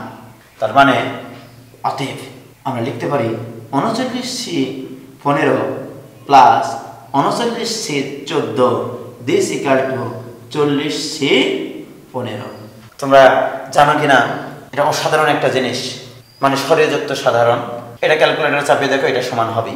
এবং তোমরা এই জিনিসটাই এসএসসিতে পড়েছো এইভাবে যে এনসিআর 39কে আমরা এন ধরলাম আর 15কে আর ধরলাম, NCR plus N C R minus one, যেহেতু এটা 14 মানে 15 চাইতে 1 কম, তাহলে N C R minus one equal to 40, 40 মানে 39 এর চাইতে একটা বেশি, that means N plus one C, 15 মানে কিন্তু আর ধরা হয়েছে। আর এই সূত্রটা তোমরা মুখস্থ করো নাই। এই হচ্ছে আমাদের দেশের অবস্থা।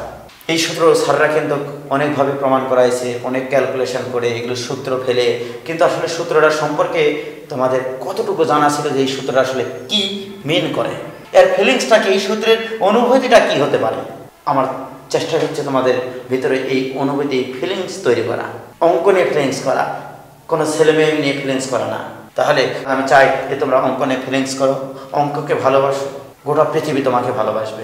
এবার দেখো কতবার যেটা বোর্ড পরীক্ষায় এসছে তোমরা জানো না, কিন্তু ফিলটা কি, যে কোনো একটা জিনিস থেকে একটা নির্দিষ্ট সংখ্যক জিনিস বাছাই করার উপায় মানে হচ্ছে একটা নির্দিষ্ট জিনিসের ক্ষেত্রে দুইটা ঘটনা ঘটতে পারে, সেটা ওই দলে থাকতেও পারে, ওই দলে নাও থাকতে পারে, এই দুটা সমষ্টি আসলে ওই বাছাই সংখ্যার সমান। ওকে, আমরা এই সূত্রের ফিলিংসটা বুঝলাম। এবার আমরা সম্পর্ক সমাবেশের আরেকটা প্রবলেম সংক্রান্ত একটা প্রবলেম করবো, যেটা এমসিকিউ একটু খুব গুরুত্বপূর্ণ। আমরা দেখেছি যে 10C3 ইকুয়াল টু 10C7 হয়, যে এক পাশে যদি 3 জনের একটা দল থাকে আর এক পাশে 7 জনের একটা দল গঠন হয়, অর্থাৎ এটা আর এটা যদি একই রকম হয় তাহলে এই দুটার যোগফল এটার সমান হবে। তাহলে আমি যদি তোমাকে বলি NCX ইকুয়াল টু NCY হলে কোনটি সঠিক, তাহলে কি বলতে পারবো না যে n ইকুয়াল হবে x প্লাস y? অবশ্যই বলতে পারবা। এগুলো এমসিকিউ আসে যে তোমার হচ্ছে NCX ইকুয়াল টু NCY হলে n ইকুয়াল হবে x প্লাস y, কারণ এই n থেকে এই দুটো অংশে বিভক্ত হয়ে গেছে। এবারে দেখো একটা প্রবলেম দিলাম এরকম, অনেকবার এসে প্রবলেমটা, NC5 ইকুয়াল টু NC7 হলে NC11 ইকুয়াল টু হোয়াট? তাহলে চিন্তা করে দেখো, NC5 ইকুয়াল টু NC7 আমরা একটু আগে শিখেছি, এই দুটো যদি একই রকম হয় তাহলে n হবে এই দুটার যোগফলের সমান 5 প্লাস 7, দিস ইকুয়াল টু 12। তাহলে n এর মান তোমার কাছে জানা, তাহলে তোমাকে বের করতে বলা হয়েছে NC11, তাহলে অতএব NC11 মানে হচ্ছে 12C11, আর 12C11 মানে 12C1। কারণ কি দেখো, আমরা জানি এইদিকে 11টা থাকলে আরেক দিকে একটা থাকে 12টার মধ্যে, তাহলে দিস ইকুয়াল টু 12, এটাই অ্যানসার। এই জিনিসগুলো ছোট্ট ছোট্ট আকারে তোমাদের এমসিকিউ টেস্টে আসবে আর কি।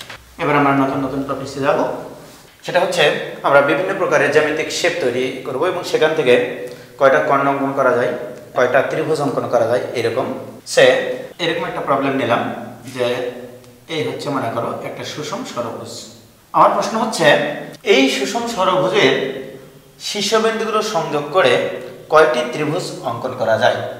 তো লক্ষ্য করো যে এই বিন্দু আর এই বিন্দু মিলে আমরা একটা ত্রিভুজ উৎপন্ন করতে পারি, আবার এই তিনটা যখন যোগ করব তখন আরেকটা ত্রিভুজ উৎপন্ন হবে। এই তিনটা বিন্দু যোগ করলে এইটা এবং এটা যোগ করলে আরেকটা ত্রিভুজ, এখানে যদি যোগ করে দিই তাহলে এখানে আরেকটা ত্রিভুজ উৎপন্ন হয়েছে, এখানে যদি যোগ করে দিই এখানে একটা ত্রিভুজ, এখানে একটা ত্রিভুজ উৎপন্ন হয়েছে, আবার এখান থেকে এখানে যদি যোগ করে দিই, এবারে তোমরা চোখের অন্ধকার দেখতে শুরু করেছো।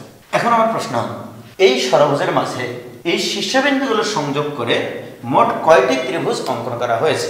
আসলে তুমি এখানে গণে শেষ করতে পারবে না। এটা ষড়ভুজ দিয়েছি, চতুর্ভুজ দিলে হয়তো বা তুমি খুব সহজে পারতা। ষড়ভুজ দিয়েছি, সপ্তভুজ দেব, 8 ভুজ বাহু দেব, তারপরে 9 ভুজ বিশিষ্ট একটা ক্ষেত্র দেব, 10 n বাহু বিশিষ্ট এক ক্ষেত্র দিলাম। সেক্ষেত্রে তুমি কিভাবে ত্রিভুজ বের করবা যে ত্রিভুজ কয়টা আছে? আসলে মেইন কনসেপ্টটা কি? মেইন কনসেপ্ট হচ্ছে যে ত্রিভুজ উৎপন্ন করার জন্য কি প্রয়োজন তোমার। চিন্তা করো, যদি তোমার তিনটা বিন্দু একই সরলরেখায় অবস্থান করে তাহলে কখনো তারা ত্রিভুজ গঠন করে না, এর একটা সরলরেখা গঠন করতে পারে। কিন্তু যদি আমার এই তিনটা বিন্দু এভাবে থাকতো এই আর এই, এবারে দেখো এখানে একটা ত্রিভুজ উৎপন্ন করা সম্ভব। তার মানে কি, ত্রিভুজ গঠন করতে হলে অসমরেখ তিনটা বিন্দু প্রয়োজন। তো আমরা জানি বহুভুজের কৌণিক বিন্দুগুলো সবই অসমরেখ। তাহলে দেখো এখান থেকে যদি তুমি যে কোনো তিনটা বিন্দু বাছাই করো, সেই এই বিন্দু আর এই বিন্দু বাছাই করলা, তাহলে এখানে একটা ত্রিভুজ উৎপন্ন হবেই। আবার এই বিন্দু বাছাই করলা, তাহলে এখানে আরো একটা ত্রিভুজ উৎপন্ন হবে। মোট কথা তোমার এই 6টা বিন্দু থেকে তিনটা বিন্দু বাছাই করার উপায় যেটা, সেটা হচ্ছে তোমার ত্রিভুজ গঠনের উপায়। তাহলে দেখো 6টা বিন্দু থেকে তিনটা বিন্দু বাছাই করা যায় 6C3। তাহলে এই কনসেপ্টটা শুধু 6 বাহু না, যে কোনো বাহু বিশিষ্ট ক্ষেত্রের ক্ষেত্রেই প্রযোজ্য। তাহলে আমি যদি বলি n বাহু বিশিষ্ট, তাহলে আমি যদি বলি n বাহু বিশিষ্ট কোন বহুভুজের 3টি কৌণিক বিন্দুর সংযোগে গঠিত ত্রিভুজের সংখ্যা হবে সমান সমান nc3। অর্থাৎ n বাহু বিশিষ্ট বহুভুজের কয়টা শীর্ষবিন্দু বিদ্যমান? nটা। তাহলে nটা থেকে যে কোনো 3টা বিন্দু বাছাই করলেই একটা ত্রিভুজ উৎপন্ন হবে। ক্লিয়ার? ওকে, এবার আমরা বের করব এখান থেকে কর্ণ কয়টা তৈরি করা যায়। কর্ণ মানে কোন বহুভুজের বাহু বাদে 2টা শীর্ষবিন্দু যোগ করলে যে সরলরেখাগুলো উৎপন্ন হয় তাদেরকেই ওই বহুভুজের কর্ণ বলা হয়। যেমন এই বিন্দু আর এই বিন্দু যোগ করলে এটা কিন্তু একটা বাহু তৈরি হয়, কিন্তু এই বিন্দু আর এই বিন্দু যদি যোগ করে দিই তাহলে এইটাকে একটা কর্ণ বলা হয়। এই বিন্দু আর এই বিন্দু যোগ করে দিলে এটা একটা কর্ণ বোঝায়, এইটা একটা কর্ণ বোঝায়, এইটা একটা কর্ণ বোঝাবে, এইটা কর্ণ বোঝাবে, এইটা কর্ণ বোঝাবে, এইটা কর্ণ বোঝাবে, এটা কর্ণ বোঝাবে। দ্যাট মিন্স বাহুগুলোর বাদে যে অভ্যন্তরে এবং শীর্ষবিন্দুগুলো সংযোগ করে যে সরলরেখাটা অঙ্কন করা যায় সেটাই হচ্ছে কর্ণ। তার কর্ণ এক প্রকারের সরলরেখা।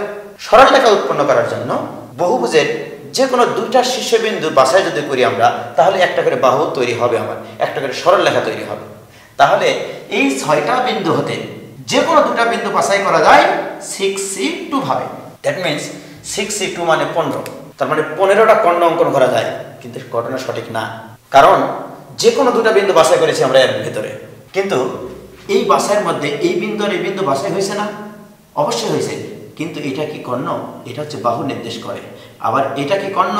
না, এটা বাহু নির্দেশ করে। এটাও কর্ণ না, এটা বাহু। তাহলে এরকম কয়টা বাহু আছে এখানে? 6টা বাহু আছে। দ্যাট মিন্স এই 6টা বাছাইও এর অন্তর্ভুক্ত। তাহলে এই 6টা বাদে যেগুলো থাকবে সেগুলো হচ্ছে তোমার কর্ণ সংখ্যা। তাহলে 6 বাহু বিশিষ্ট বহুভুজের শীর্ষবিন্দুগুলো সংযোগ করে কর্ণের সংখ্যা হচ্ছে 6c2 - 6। আর যদি n বাহু বিশিষ্ট হয় তাহলে আমরা লিখবো এখানে, এবং কর্ণ সংখ্যা nc2 - n। ক্লিয়ার? তাহলে আমরা যে কোনো বহুভুজের ক্ষেত্রে কয়টা ত্রিভুজ উৎপন্ন হয়, কয়টা কর্ণ অঙ্কন করা যায়, সব আমরা বের করতে পারবো। ক্লিয়ার? এবার আসি আমরা একটা কাজ করি, যে মনে করো একটা সমতলে এরকম কিছু বিন্দু আছে, 1 2 3 4 5 6 7 8 9 10 11 12 13। আমি তোমাকে বললাম একটা সমতলে 13টা বিন্দু আছে, যার মধ্যে 6টা বিন্দু সমরেখ, মানে একই সরলরেখায় অবস্থান করে। প্রশ্ন হচ্ছে এই বিন্দুগুলো সংযোগ করে মোট কয়টি ত্রিভুজ অঙ্কন করা যায় এবং কয়টি সরলরেখা অঙ্কন করা যায়, কয়টি সরলরেখা অঙ্কন করা যায়। তো ভেরি গুড। আমি তোমাদেরকে বলেছি আগেই যে ত্রিভুজ গঠনের জন্য তোমার অসমরেখ 3টা বিন্দু লাগবে। আমার এখানে মোট বিন্দু আছে হচ্ছে তোমার 13টা। তাহলে মনে করো তুমি প্রথম কাজ হচ্ছে এই চিন্তাটা নিয়ে আসো যে এই বিন্দুগুলো আমার সমরেখ নাই, সবই এলোমেলো ভাবে আছে। তাহলে এখান থেকে যে কোনো 3টা বিন্দু বাছাই করলে এই বিন্দু আর এই বিন্দু যদি বাছাই করি তাহলে এখানে একটা ত্রিভুজ উৎপন্ন হবে। এই বিন্দু এবং এই বিন্দু বাছাই করলে একটা ত্রিভুজ উৎপন্ন হবে। দেখো এই যে এখানে একটা ত্রিভুজ উৎপন্ন হবে। এই বিন্দু নিলেও একটা ত্রিভুজ উৎপন্ন হবে। তাহলে ত্রিভুজ উৎপন্ন করার জন্য এখান থেকে কয়টা করে বিন্দু বাছাই করছো? একবারে 3টা করে বিন্দু বাছাই করছো। তাহলে এখানে 13টা বিন্দু আছে। 13টা বিন্দু থেকে যে কোনো 3টা বিন্দু বাছাই করাই হচ্ছে ত্রিভুজের সংখ্যা হওয়া উচিত। তাহলে আমি বলতে পারি অতএব ত্রিভুজ গঠনের উপায় সমান সমান 13টা বিন্দু থেকে যে কোনো 3টা বিন্দু বাছাই করতে হবে। That means 13c3। কিন্তু দুঃখের বিষয়, যদি আমার এই 3টা বিন্দু বাছাই হয়ে যায়, কিন্তু এরা তো একই সরলরেখায় অবস্থান করে, তার মানে এখানে ত্রিভুজ উৎপন্ন হয় না। আবার যদি আমার এই 3টা বিন্দু বাছাই হয়, এখানেও ত্রিভুজ উৎপন্ন হবে না। দ্যাট মিন্স বলতে চাচ্ছি আমি, যে বিন্দুগুলো সমরেখ আছে মানে একই সরলরেখা অবস্থান করে, সেখান থেকে যদি 3টা বিন্দু বাছাই হয় তাহলে কোনো ত্রিভুজ উৎপন্ন হবে না। তাহলে লক্ষ্য করে দেখো, এই 6টা বিন্দু থেকে 3টা বিন্দু বাছাই করা যায় 6c3 ভাবে। অর্থাৎ এতগুলো ত্রিভুজ এর ভিতরে থাকবে না, কারণ এই বাছাই সংখ্যা এর ভিতরে অন্তর্ভুক্ত। তাহলে এই 6c3টা শুধু এখান থেকে বাদ যাবে। অর্থাৎ আমরা প্রথমত দেখব সমতলে মোট বিন্দু কয়টা। ওই মোট বিন্দু থেকে 3টা বিন্দু আগে বাছাই করে নিব 13c3 ভাবে। এখানে মোট বিন্দু ছিল 13টা, এই জন্য 13c3। এরপরে আসি যে বিন্দুগুলো সমরেখ থাকবে সেই সমরেখ বিন্দু থেকে তিনটা বিন্দু যেগুলো বাছাই হবে সেগুলো কখনোই ত্রিভুজ উৎপন্ন করতে পারে না। এই জন্য এই 6C3টা এখান থেকে আমি বাদ দিয়ে দিয়েছি। ত্রিভুজ উৎপন্ন হয়ে গেছে। এবার আমি গঠন করব সরলরেখা। এখন আসি আমরা সরলরেখা কিভাবে উৎপন্ন করব। সরলরেখা উৎপন্ন করার জন্য যে কোনো দুইটা বিন্দুর প্রয়োজন হয়। তাহলে তুমি চিন্তা করো, এই 13টা বিন্দু থেকে যে কোনো দুটা বিন্দু বাছাই করার উপায় কত? 13C2। তাহলে আমরা সরলরেখা গঠনের উপায় পাবো কয়টা? 13টা বিন্দু থেকে যে কোনো দুটা বিন্দু বাছাই করব। That means 13C2। কিন্তু আবার কিন্তু এখানে লক্ষ্য করো, এই যে বিন্দুগুলো যোগ করে দিব আমি এই বাছাইয়ের মধ্যে 13C2 সংখ্যক বাছাইয়ের মধ্যে এই বিন্দু বাছাই আছে, এই বিন্দু বাছাই আছে, এই বিন্দু বাছাই আছে, এই বিন্দু বাছাই আছে, অর্থাৎ এই 6টা বিন্দু থেকে যে কোনো দুটা বিন্দু বাছাই করা যায় 6C2। 6C2 মানে হচ্ছে 530/2 মানে 15। এর মানে এই না যে এখানে 15টা সরলরেখা আছে, এখানে সরলরেখা আছে তোমার একটা। তার মানে কি এই 6C2টা এখান থেকে বাদ যাবে। কিন্তু কি করলাম, তার সব সরলরেখা তো বাদ দিয়ে দিলাম, কিন্তু আমার তো এখানে একটা সরলরেখা তৈরি হয়, সেই এক এখানে যোগ করতে হবে, এটা ভুল করা যাবে না। তাহলে ত্রিভুজ গঠনের উপায় হবে মোট বিন্দু C3 মাইনাস যেগুলো সমরেখা আছে সমরেখ বিন্দুর সংখ্যা C3। আর সরলরেখা গঠনের উপায় হবে মোট বিন্দু C2 মাইনাস যেগুলো সমরেখ আছে সেগুলো C2 প্লাস 1, কারণ ওরা একটা সরলরেখা অন্তত তৈরি করে। তাহলে এই প্রবলেমটা হলো। এবার দুটা সমান্তরাল সরলরেখা নিয়ে কাজ করব। সে এখানে একটা সমান সরলরেখা আছে, এখানে একটা সরলরেখা আছে। আর প্রশ্ন হচ্ছে এই সরলরেখার উপরে কিছু বিন্দু আছে, সে 1 2 3 4 5। এখানে মনে করো কিছু বিন্দু আছে 1 2 3 4 5 6 7। অর্থাৎ প্রশ্নটা করলাম এরকম ভাবে, দুইটা সমান্তরাল সরলরেখার একটিতে 5টি বিন্দু আছে, অপরটিতে 60টি বিন্দু আছে। তাহলে আমি প্রশ্নটা লিখছি, দুটি সমান্তরাল সরলরেখার একটিতে 5টি এবং অপরটিতে 60টি বিন্দু আছে। প্রশ্ন হচ্ছে বিন্দুগুলো সংযোগ করে 1 নম্বর প্রশ্ন, কতগুলো ত্রিভুজ উৎপন্ন করা যায়? 2 নম্বর, কতগুলো সরলরেখা অঙ্কন করা যায়? এই হচ্ছে প্রথমত দুটা প্রশ্ন। এখান থেকে আমি আরেকটা প্রশ্ন লিখবো একটু পরে, আগে দুটো প্রশ্ন অ্যান্সার করি। তো আমার মূল কনসেপ্ট হচ্ছে ত্রিভুজ উৎপন্ন করতে হলে সমতলে অবস্থিত মোট বিন্দু থেকে 3টা বিন্দু বাছাই করতে হবে। তারপরে যে বিন্দুগুলো সমরেখ সেগুলো থেকে 3টা বিন্দুর বাছাই বাদ দিতে হবে। জাস্ট এই কাজটুকু করলে ত্রিভুজ উৎপন্ন হবে। তাহলে লক্ষ্য করে দেখো, এই সমতলে আমার মোট বিন্দু কয়টা? এখানে আছে 5টা, এখানে আছে 7টা, 7 আর পাশে 12টা। তাহলে 12টা বিন্দু থেকে যে কোনো 3টা বিন্দু বাছাই করা যায় 12C3 ভাবে। এতগুলো ত্রিভুজ উৎপন্ন হওয়ার কথা ছিল, কিন্তু না, এতগুলো ত্রিভুজ উৎপন্ন হবে না। কারণ হচ্ছে এই যে সমরেখ 5টা বিন্দু তোমরা দেখতে পাচ্ছ, এখান থেকে যদি যে কোনো 3টা বিন্দু বাছাই হয় তাহলে কি ত্রিভুজ উৎপন্ন করা যাবে? কখনোই যাবে না। তাহলে এখান থেকে আমাকে কি করতে হবে? 5C3 বাদ দিতে হবে। কিন্তু আবার এই সরলরেখার উপরে দেখো, এই সরলরেখার উপরে আবার 7টা বিন্দু আছে। এখান থেকে যদি আবার 3টা বিন্দু বাছাই হয়ে যায়, এখানে কিন্তু সব বাছাই আছে এখানে, তাহলে যদি এই 7টার মধ্যে যদি আবার 3টা বিন্দু বাছাই হয় সেগুলো ত্রিভুজ উৎপন্ন করে না। দ্যাট মিন্স সেটাও এখান থেকে বাদ যাবে, -7C3। ক্লিয়ার? তাহলে এটা হচ্ছে আমার ত্রিভুজ উৎপন্ন। এবার সরলরেখা উৎপন্ন করব। সরলরেখা উৎপন্ন করার জন্য আমরা শিখেছি সমতলে অবস্থিত যে কোনো দুটা বিন্দু যোগ করলে একটা সরলরেখা উৎপন্ন করা যায়। তাহলে এই সমতলের টোটাল বিন্দু হচ্ছে 12টা, 12টা থেকে 2টা বিন্দু বাছাই করা যায় 12C2 মাইনাস এই 5টা থেকে যে কোনো 2টা বিন্দু বাছাই করলে 5C2 সংখ্যক সরলরেখা উৎপন্ন হওয়ার কথা ছিল, কিন্তু না, ওখানে তৈরি হবে একটা সরলরেখা। মনে রাখো, একটা সরলরেখা আমি রেখে দিলাম। মাইনাস এই 7টা বিন্দু থেকে 2টা বিন্দু বাছাই করা যায় 7C2 মানে 21টা সরলরেখা। এখানে কি 21টা সরলরেখা আছে নাকি একটা আছে? একটা। তাহলে এই একটা আর এই একটা, তাহলে মোট কয়টা থাকলো? 2টা। এই 2টা এখানে যোগ হবে। এই হচ্ছে দুটা সমান্তরাল সরলরেখার ক্ষেত্রে কেস। এবারে আমি ছোট্ট একটা প্রশ্ন এখানে করতে চাই, খুবই জোশ একটা প্রশ্ন। এখানে আমরা বলবো জোশ প্রবলেম।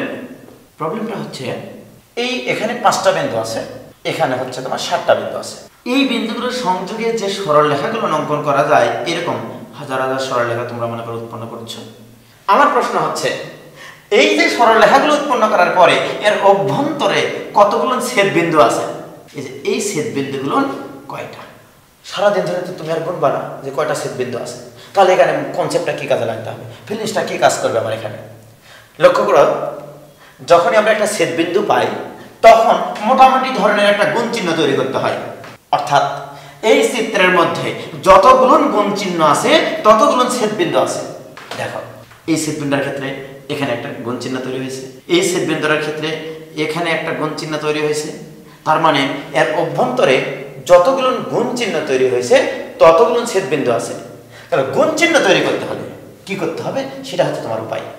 দেখো গুণ চিহ্ন তৈরি করতে গেলে উপরের দুইটা বিন্দু, নিচের দুইটা বিন্দু, এখানকার যে কোনো দুটা বিন্দু যদি তুমি বাছাই করো, এই বিন্দু আর এই বিন্দু বাছাই করলা, সে এই বিন্দু আর এই বিন্দু মনে করো তুমি বাছাই করলা, এই যে চারটা বিন্দু তুমি পাইলা, এই চারটা বিন্দু নিয়ে একটা গুণ চিহ্ন তৈরি করা যায় কিনা বলো, এবং তখন এদের এখানে একটা ছেদবিন্দু তৈরি হবে। তাহলে আমার উদ্দেশ্য হচ্ছে একটা গুণ চিহ্ন তৈরি করা। গুণ চিহ্ন তৈরি করতে হলে উপর থেকে যে কোনো দুটা বিন্দু বাছাই করতে হবে, নিচ থেকে যে কোনো দুটা বিন্দু বাছাই করতে হবে। এই যে দেখো গুণ চিহ্ন তৈরি করতে গেলে উপরের দুটা বিন্দু লাগবে আর নিচের দুটা বিন্দু লাগবে। তাহলে পাঁচটা বিন্দু থেকে, তাহলে অ্যান্সারটা কি আসবে, এই পাঁচটা বিন্দু থেকে যে কোনো দুটা বিন্দু বাছাই করা যায় 5c2 ভাবে, ইনটু নিচ থেকে কয়টা বিন্দু বাছাই করতে হবে, দুইটা, তাহলে 7টা বিন্দু থেকে যে কোনো দুটা বিন্দু বাছাই করা যায় 7c2 ভাবে। আসলে এতগুলো ছেদবিন্দু বিদ্যমান। অসাধারণ একটা প্রবলেম। ওকে, এবার আমরা একবার অসাধারণ একটা প্রবলেম করব, মানে স্বরযুক্ত সাধারণ আর কি। সেটা হচ্ছে এরকম একটা জিনিস, x + y + z এটা = 15। আমার প্রশ্ন হচ্ছে তোমরা 9 10 ইন্টারমিডিয়েটে ক্লাস 6 7 থেকে শিখে আসতেছো যে দুইটা করে ইকুয়েশন দেওয়া থাকলে 2x + 3y = 7, সে এখানে 3x - 5y = 9। দুইটা সমীকরণ যদি থাকে, দুইটা যদি আননোন থাকে, তাহলে সেই দুটো আননোনের মান তোমরা বের করতে পারো। কিন্তু আমি এখানে তিনটা আননোন দিয়েছি, দেখো x y z। আমার প্রশ্ন হচ্ছে তিনটা আননোন দিলে তিনটা ইকুয়েশন প্রয়োজন হয় এই ইকুয়েশন সলভ করার জন্য, কিন্তু আমি কিন্তু এখানে একটা সমীকরণ দিয়েছি। আমার প্রশ্ন হচ্ছে এই সমীকরণটি কয়টি পূর্ণ সংখ্যার সমাধান বিদ্যমান। অসাধারণ একটা প্রশ্ন, চিন্তা করে দেখো, তোমরা যদি তিনটা ইকুয়েশন থাকে তাহলে তিনটা আননোনের মান সলভ করতে পারো, কিন্তু আমি কিন্তু দিয়েছি এখানে একটা ইকুয়েশন। আমি যদি এখনই বলি এটা সমাধান করো, তোমাদের মনে হয় 30 সেকেন্ড সময়ও লাগবে না। কিন্তু এখন লক্ষ্য করে দেখো, আমি এখানে দিয়েছি একটা সমীকরণ, কিন্তু এদের যোগফল হতে হবে 15। এটা কি করে করব? খুবই সহজ একটা কনসেপ্ট। মনে করো তোমার কাছে 15টা 1 টাকার কয়েন আছে, যেমন এটা একটা কয়েন, এটা একটা কয়েন, এরকম 15টা কয়েন আছে। আমি এই কয়েন দিয়ে তোমাদেরকে এই সমাধানটা করাবো। কিভাবে? লক্ষ্য করে দেখো, আমি যদি বলি তোমাদেরকে যে তুমি এখানে একটা প্লাস চিহ্ন দাও, এখানে একটা প্লাস চিহ্ন দাও, সে লক্ষ্য করে দেখো এই প্লাসের আগে কয়টা কয়েন আছে, এখানে আছে 5টা। এই প্লাসের পরে আর এই প্লাসের আগে কয়টা কয়েন আছে, বলবা 4টা। এবারে বলো এখানে কয়টা কয়েন আছে, 6টা। লক্ষ্য করে দেখো তো, আমি যদি বলি এটা x এর মান, এটা y এর মান, আর এটা z এর মান, তাহলে দেখো 5 আর 4 9, 9 আর 6 15 মিলে গেল কিনা। তাহলে আমি বলতে পারি 5 4 6 এটা একটা এই সমীকরণের সমাধান। এইবারে আমি যদি এই প্লাস চিহ্নটা এখানে না দিয়ে এইভাবে যদি আমি এখানে দিয়ে দিই প্লাস চিহ্নটা, তাহলে দেখো ঘটনাটা কি ঘটবে, যে এখানে তাহলে থাকবে তোমার কয়টা কয়েন, 3টা কয়েন। তাহলে এখানে 3, এই বক্সের মধ্যে কয়টা কয়েন, এখানে থাকবে তোমার 6, এই বক্সের মধ্যে কয়টা কয়েন, 6। তাহলে দেখো এই সমীকরণকে আমি এই সমাধানের মাধ্যমে প্রকাশ করতে পারি যে 3 6 6 এটা একটা সমাধান। তাহলে আসলে ব্যাপারটা কি দাঁড়ালো? ব্যাপারটা দাঁড়ালো এই যে 15টা কয়েনের মাঝে এই প্লাস চিহ্নটা তুমি যতভাবে বসাতে পারো ততগুলো সমাধান বিদ্যমান। তাহলে দুইটা প্লাস চিহ্ন তোমাকে বসাতে হবে এদের মাঝে মাঝে ফাঁকা স্থানগুলোতে। এখন চিন্তা করে দেখো, এই যে তোমার মনে করো 5টা আঙ্গুল, এই 5টা আঙ্গুলের মাঝে ফাঁকা স্থান কয়টা, 1 2 3 4টা ফাঁকা স্থান। তাহলে এই 15টা কয়েনের মাঝে ফাঁকা স্থান কয়টা হবে, 5টা আঙ্গুলের মাঝে যদি 4টা ফাঁকা স্থান হয়, তাহলে 15টা আঙ্গুলের মধ্যে ফাঁকা স্থান হবে একটা কম, 14টা। তাহলে দেখো, তাহলে এই যে 14 ফাঁকা স্থান 1 2, এখানে একটা আছে 3 4 5 6 7 8 9 10 11 12 13 14। তাহলে এই প্লাস চিহ্নটা বসানোর অপশন তোমার কয় জায়গা, 14 জায়গা। এই 14 জায়গার মধ্যে যে কোনো দুটা বাছাই করলে কিন্তু একটা সমাধান হয়ে যায়। তুমি এই এখানে একটা প্লাস চিহ্ন বসালা, এখানে একটা বসালা, দেখবে একটা সমাধান পেয়ে যাবা। তার মানে কি এই 14টা জায়গা থেকে যে কোনো 2টা বিন্দু যতভাবে বাছাই করা যায় সেটাই তার সমাধানের সংখ্যা। তাহলে এই 14টা বিন্দু থেকে 2টা বিন্দু বাছাই করা যায় 14C2 ভাবে। This equal to 14 into 13 divided by 2, this equal to 7 7 13 91। That means এই সমীকরণটার এইরকম 91টা সমাধান বিদ্যমান। দেখেছো, আমার সমীকরণ দেওয়া ছিল একটা, কিন্তু 3টা সমীকরণের কোনো প্রয়োজন নাই আমার। তাহলে কি করলাম, একটা সমীকরণ থাকলেও তার সমাধান বিদ্যমান। তাহলে জেনারেলাইজড ফর্ম কি আসলো? জেনারেলাইজড ফর্ম হচ্ছে এখানে কয়টা প্লাস চিহ্ন দেখতে পাচ্ছ? 2টা। এই 2 নির্দেশ করে এখানে কয়টা প্লাস চিহ্ন থাকবে। আর এখানে কত ডিজিট দেখতে পাচ্ছ? 14। এই 14 কি হবে জানো? এখানে যত থাকবে এটা থেকে জাস্ট 1 কম হবে, এখানে -1 হবে। তাহলে আমি যদি তোমাদেরকে প্রশ্ন করি যে x plus y plus z plus p equal to 100, তাহলে এখন বলো যে এর কয়টি সমাধান বিদ্যমান? কয়টা প্লাস চিহ্ন আছে? 3টা। ভেরি গুড, c এর বেজে 3 দিয়ে দাও। এখানে কত আছে? 100। আমি কি করতে বলেছি? c এর এই মাথায় কত হবে? 1 কম হবে। তাহলে এখানে আছে 100। তাহলে এখান থেকে 1 কমে দিলে কত হবে? 99। দ্যাট মিনস এই সমীকরণটার 99C3 সংখ্যক সমাধান বিদ্যমান। কত সুন্দরভাবে প্রবলেমটা সলভ হয়ে গেল। অথচ তোমরা যদি এই সমীকরণটা এই দিনের পর দিন যদি এভাবে সাজিয়ে সাজিয়ে করতা, তাহলে কত দিন যে চলে যেত, তোমাদের বয়স শেষের দিকে আসতো, কিন্তু পাশ করতে পারত না। পাশ না করলে তোমাদের বিয়ের বয়স হবে না, আর বিয়ে না করতে পারলে যেমনটাই বৃথা। আমরা এতক্ষণ যে কাজটা করলাম, সমতলে অবস্থিত কিছু বিন্দু নিয়ে কিভাবে ত্রিভুজ উৎপন্ন করা যায়, কিভাবে সরল রেখা উৎপন্ন করা যায়, এটা আমরা শিখেছি। এবার আমি যে কাজটা করতে চাই, আমি আর সমতলের উপরে কাজ করব না। এবারে চোখ বন্ধ করে শিখতে হবে। ধরে নাও তোমার কিছু মশা মাছি উড়ে বেড়াচ্ছে এখানে। মনে করো এই শূন্যের উপরে কিছু বিন্দু আছে, মানে মশাগুলো একটা করে বিন্দু। আর প্রশ্ন হচ্ছে এই একটা শূন্যে 20টা মশা উড়ে বেড়াচ্ছে, কিন্তু কোনো 3টা মশা একই সমরেখায় অবস্থিত নয়, এবং কোনো 3টা মশাই একই তলের উপরেও নাই। একই তল মানে বোঝাচ্ছি আমি এরকম। ধরে নাও এই হচ্ছে একটা বই, এই বইয়ের উপরে যদি আমি 4টা মশা দিয়ে দিই, দ্যাট মিনস এই 4টা মশা একটা তলের উপর অবস্থান করে। দ্যাট মিনস এটা একটা তল, কিন্তু মশাগুলো এইরকমও নাই। এখানে মনে করি একটা মশা আছে, এখানে একটা আছে, এখানে একটা আছে, এখানে আবার একটা আছে, কিন্তু একটা তলের উপরে এই মশাগুলো নাই। আমার প্রশ্ন হচ্ছে যে এই শূন্যে অবস্থিত বিন্দুগুলো দিয়ে কয়টি তল গঠন করা যায়? 3টা বিন্দু একই সমরেখে নাই, এবং 4টা বিন্দু কোনো সমতলে নাই। দ্যাট মিনস আমি একটা প্রশ্ন লিখি তোমাদের জন্য, যে শূন্যে অবস্থিত মনে করো 20টি বিন্দুর মধ্যে মনে করো 60টি বিন্দু ওই বইটার উপরে ছিল, মানে ওই তলের উপরে ছিল। 60টি বিন্দু একই তলে অবস্থিত, এবং কোনো 3টি বিন্দু সমরেখ নয়।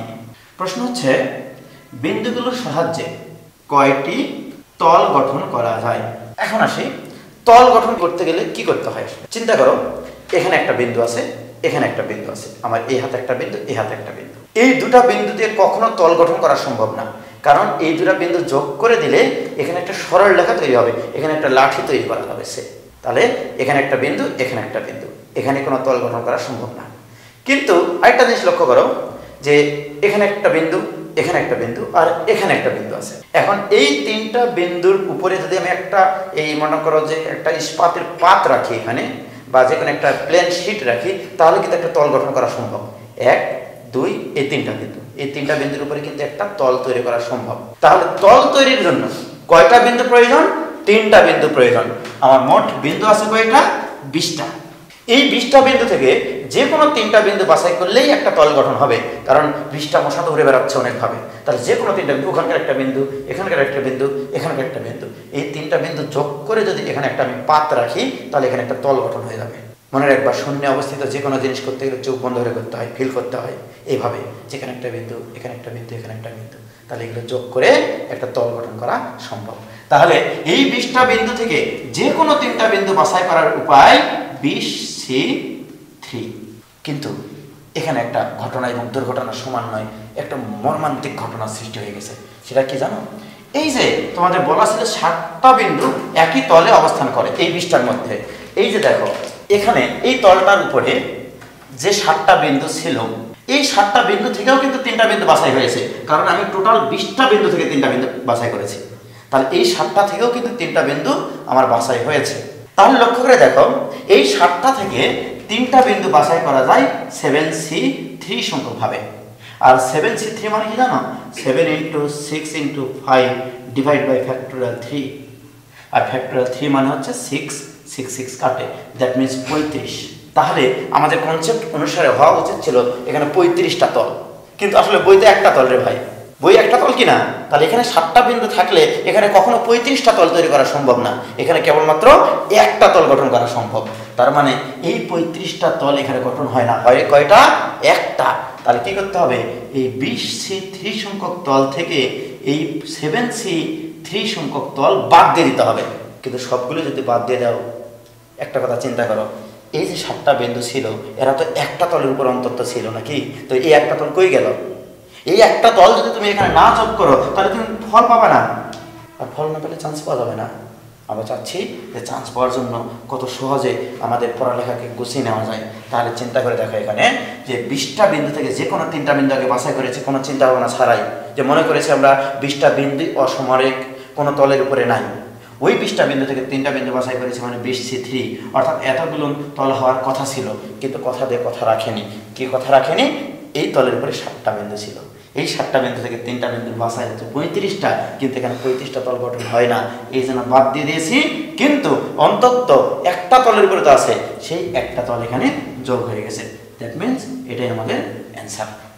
ওকে, আমরা মোটামুটি তল গঠন করেছি, ফল পেয়ে গেছি, ত্রিভুজ গঠন করেছি, সরল রেখা গঠন করেছি, এগুলো মোটামুটি এই টাইপের অঙ্কগুলো শেষ।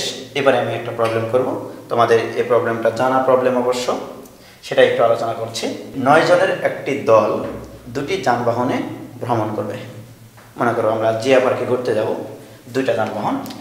তো 9 জনের একটি দল 2টি যানবাহনে ভ্রমণ করবে, কিন্তু একটিতে 4 জনের বেশি ধরে না এবং আরেকটিতে 7 জনের বেশি ধরে না। কন্ডিশন হচ্ছে এটা। এখন দলটি কত উপায়ে ভ্রমণ করতে পারে? মনে করো যে মিশুকে হচ্ছে 4 জনের বেশি ধরে না, মানে এই যে ফরিষ্ট মিশুকগুলো আছে, আর একটা হচ্ছে টেম্পো, এই টেম্পোতে 7 জনের বেশি ধরে না। এই 2টা যানবাহনে করে তোমাদেরকে আমি এই জিয়া পার্কে ঘুরতে নিয়ে যাবো। তাহলে আমার এখানে 2টা যান। প্রথম যান, এখানে কিন্তু ওই বর্গীয় যদিও না, খবরদার, তাহলে কিন্তু অর্থই চেঞ্জ হয়ে যাবে। এখানে যদি দাও যে বর্গীয় জ, তাহলে কি হয়ে যাবে বলো তো?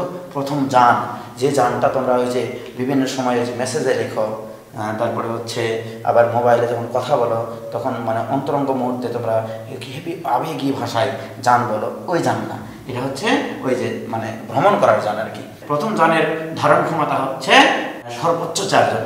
তাহলে ধারণ ক্ষমতা এভাবে লিখবো, ধারণ ক্ষমতা is less than or equal two 4। এর অর্থ হচ্ছে সর্বোচ্চ 4 জন এখানে উঠতে পারবে অথবা 4 জনের কমও বসতে পারবে। এবার দ্বিতীয় যান যার ধারণ ক্ষমতা হচ্ছে সর্বোচ্চ 7, ধারণ ক্ষমতা is less than or equal to 7। And প্রশ্ন হচ্ছে এই 9 জনের দল এই 2টা যানে ভ্রমণ করবে কত ভাবে? তাহলে এই প্রথম যানে কি করতে পারে? সর্বোচ্চ 4 জন উঠতে পারে, আর এখানে 7 জন উঠতে পারে। আমি প্রথমত চিন্তা করলাম যে ঠিক আছে, এখানে 4 জন উঠলো, আরও যে 5 জন থাকলো, আমার মোট কয়জন যাবে? 9 জন। তাহলে 4 জন যদি এই মিশুকে যায় তাহলে টেম্পোতে যাবে আরও 5 জন, 4 পাশে 9 জন চলে গেল। অথবা এরকম কাজ হতে পারে, এখানে 3 জন নিব, তাহলে এখানে দিতে হবে 6 জন, 9 জন চলে গেল। আর যদি আমি এখানে 2 জন দিই তাহলে এখানে যাবে 7 জন, 9 জন চলে গেল, এটা আরেকটা উপায়। আর যদি বলি এখানে 1 জন, তাহলে এখানে দিতে হবে 8 জন। তাহলে কি হবে? ড্রাইভারকে হটিয়ে ড্রাইভারের জায়গা বুঝতে হবে, কিন্তু তোমরা তো ড্রাইভিং জানো না, তার মানে এই কাজটা করা যাবে না। এখানে বলাই আছে ধারণ ক্ষমতা সর্বোচ্চ 7 আর এর ধারণ ক্ষমতা সর্বোচ্চ 4। এখন এই দলটি কতভাবে ভ্রমণ করতে পারে? এখন প্রশ্ন হচ্ছে এখানে মনে করো তোমরা 9 জন আছো, এখানে আমার টেম্পো আর মিশুক দাঁড় করানো আছে। আমি প্রথম ব্যবস্থায় কি করেছি? এটা হচ্ছে 1 নম্বর ব্যবস্থা, এটা 2 নম্বর ব্যবস্থা, এটা 3 নম্বর ব্যবস্থা। 1 নম্বর ব্যবস্থার ক্ষেত্রে তারা নির্ণয় ভ্রমণ করার উপায়, নির্ণয় ভ্রমণের উপায় কি করব চিন্তা করে দেখো। খুবই সুন্দর একটা প্রবলেম এটা। আমি যদি একটা কাজ করি, এই 9 জন থেকে এই 4 জনকে বাছাই করে নিয়ে বললাম বাবা তোরা মিশুকে উঠে যা, তাহলে কি করবে? ওই 4 জন মিশুকে উঠে যাবে। তাহলে এই 4 জন বাছাই করার পরে যে 5 জন থাকলো ওদের কি বাছাই করার প্রয়োজন আছে, না এমনিতেই টেম্পুতে উঠে যাবে? তার মানে কি, মনে রাখবা, যদি নির্দিষ্ট সংখ্যক জিনিসকে দুইটা যানবাহনে ভাগ করে দেওয়া হয়, যে কোনো একটা যানের জন্য বাছাই করে নিলেই চলবে, আরেকটা যানের জন্য বাছাই করার কোনো প্রয়োজন নাই। কারণ যেহেতু 9 জনই আমরা ভ্রমণে চলে যাব, তাহলে এই 4 জন যদি মিশুকে যায়, এই 5 জন অবশ্যই টেম্পোতে যাবে। তাহলে আমার এই 9 জন থেকে 4 জন বাছাই করলেই যথেষ্ট। তাহলে 9 জন থেকে 4 জন বাছাই করলে কত হয়? 9C4। তাহলে প্রথম উপায় শেষ। অথবা তুমি 9C5ও দিতে পারতা। আর যদি তুমি বলবা যে না ভাইয়া, আমি একটা কাজ করবো, আমি টেম্পোর জন্য বাছাই করবো, নো প্রবলেম। 9 জন থেকে 5 জন বাছাই করার উপায়ও যা হয়, 9 জন থেকে 4 জন বাছাই করার উপায়ও তাই হয়। আমি কিন্তু প্রথম থেকে সমাবেশ চ্যাপ্টারে প্রথমে এটা আলোচনা করেছি যে এটা সম্পূরক সমাবেশ বলা হয়। 9C4 = 9C5, অর্থাৎ এইটা এটা যদি সমান হয়, এই দুটার যোগফল অবশ্যই এটার সমান হবে। লক্ষ্য করে দেখো, তার 9C4ও যা, 9C5ও তাই। তাহলে আমরা 4 জন বাছাই করলাম, তাহলে 5 জন বাছাই করার কোনো প্রয়োজন নাই। এবারে দ্বিতীয় ক্ষেত্র, মানে প্লাস ক্ষেত্র যখনই আলাদা হয় তখন প্লাস হয়ে যায়, তোমাদেরকে বলেছিলাম আমি। এবার আসো, দ্বিতীয় ক্ষেত্রে মিশুকের জন্য কয়জন বাছাই করতে হবে? 3 জন। কোত্থেকে? এই 9 জন থেকে। 9 জন থেকে 3 জন বাছাই করা যায় 9C3 ভাবে। প্লাস তৃতীয় ক্ষেত্রে কয়জন প্রয়োজন? 2 জন। তাহলে 9 জন থেকে 2 জন বাছাই করা যায় 9C2 ভাবে। অথবা এটা না করে তুমি টেম্পোর জন্য বাছাই করতে পারো, যে এই সাইড আমি বাছাই করবো না, এই সাইড বাছাই করবো, নো প্রবলেম। তাহলে কি করতে পারো? 9C5 plus 9C6 plus 9C7, দুইটার অ্যান্সারই আসবে মোটামুটি 246। মুখস্থ আছে, যেহেতু এই অঙ্কটা অনেকবার বোর্ড পরীক্ষায় এসছে, আর এতবার আমি এই প্রবলেমটা করা হয়েছে, মিনিমাম তো 400-500 বার, তার উত্তর মুখস্থ থাকাটা স্বাভাবিক। তো যাই হোক, তাহলে আমাদের মোট ভ্রমণ করার উপায় হচ্ছে 246। এক বা একাধিক জিনিস বাছাই সংক্রান্ত, এটা 2 ধরনের হয়। তাহলে আমি যেটা আসতেছি সেটা হচ্ছে এক বা একাধিক জিনিস বাছাই সংক্রান্ত এই প্রবলেমে। প্রশ্ন হচ্ছে যে এই এক বা একাধিক জিনিস বাছাই সংক্রান্ত কিভাবে করব? সেটা হচ্ছে, মনে করো তোমার 7 জন বন্ধু আছে। আমার প্রশ্ন হচ্ছে যে তোমার জন্মদিনে এক বা একাধিক বন্ধুকে কতভাবে দাওয়াত করতে পারো? প্রশ্ন হচ্ছে এইটা। তাহলে একজন ব্যক্তির 7 জন বন্ধু আছে, সে তার জন্মদিনে এক বা একাধিক বন্ধুকে কতভাবে দাওয়াত করতে পারে? অসাধারণ প্রবলেম। তো আমি এটা বেশ কয়েকভাবে বলতে পারি। যে প্রথম কাজ হচ্ছে, তোমার 7 জন বন্ধু আছে, তোমার রাত্রে সিদ্ধান্ত নিচ্ছ যে তুমি কয়জনকে দাওয়াত দিবা।